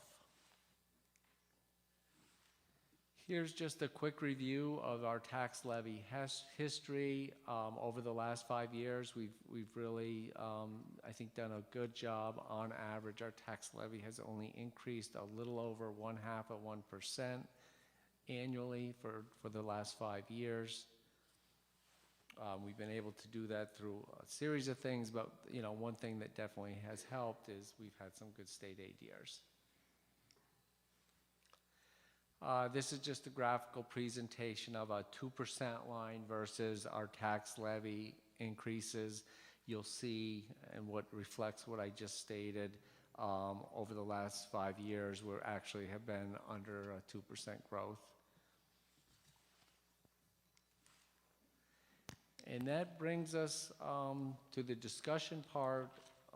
Again, the big number we're really waiting on, we've reviewed and looked at and re-examined and re-questioned any increases, things we've already done, but the big thing we're really working, which really could turn the table for us, would be a decent increase in state aid.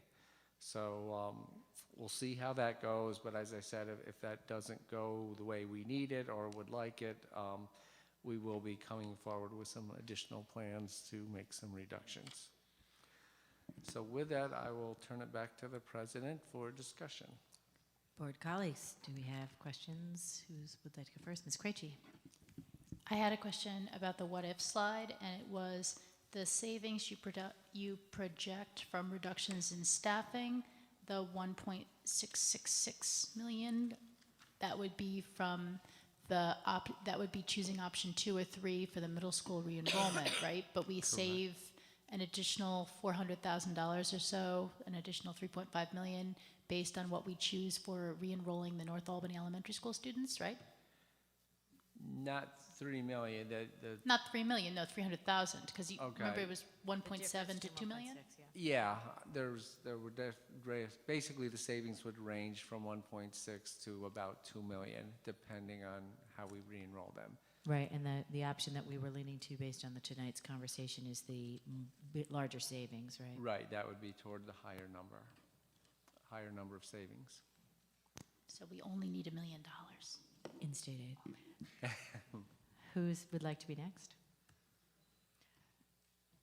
Can you explain why the capital reserve goes to 0 next year when this project is going to take several years? It's really just a moving of the money to put it, essentially, it doesn't mean we're going to withdraw the money and use it. We need to transfer it because now that has, with your... You've assigned it to a project, so it's no longer considered part of the reserve. It becomes restricted.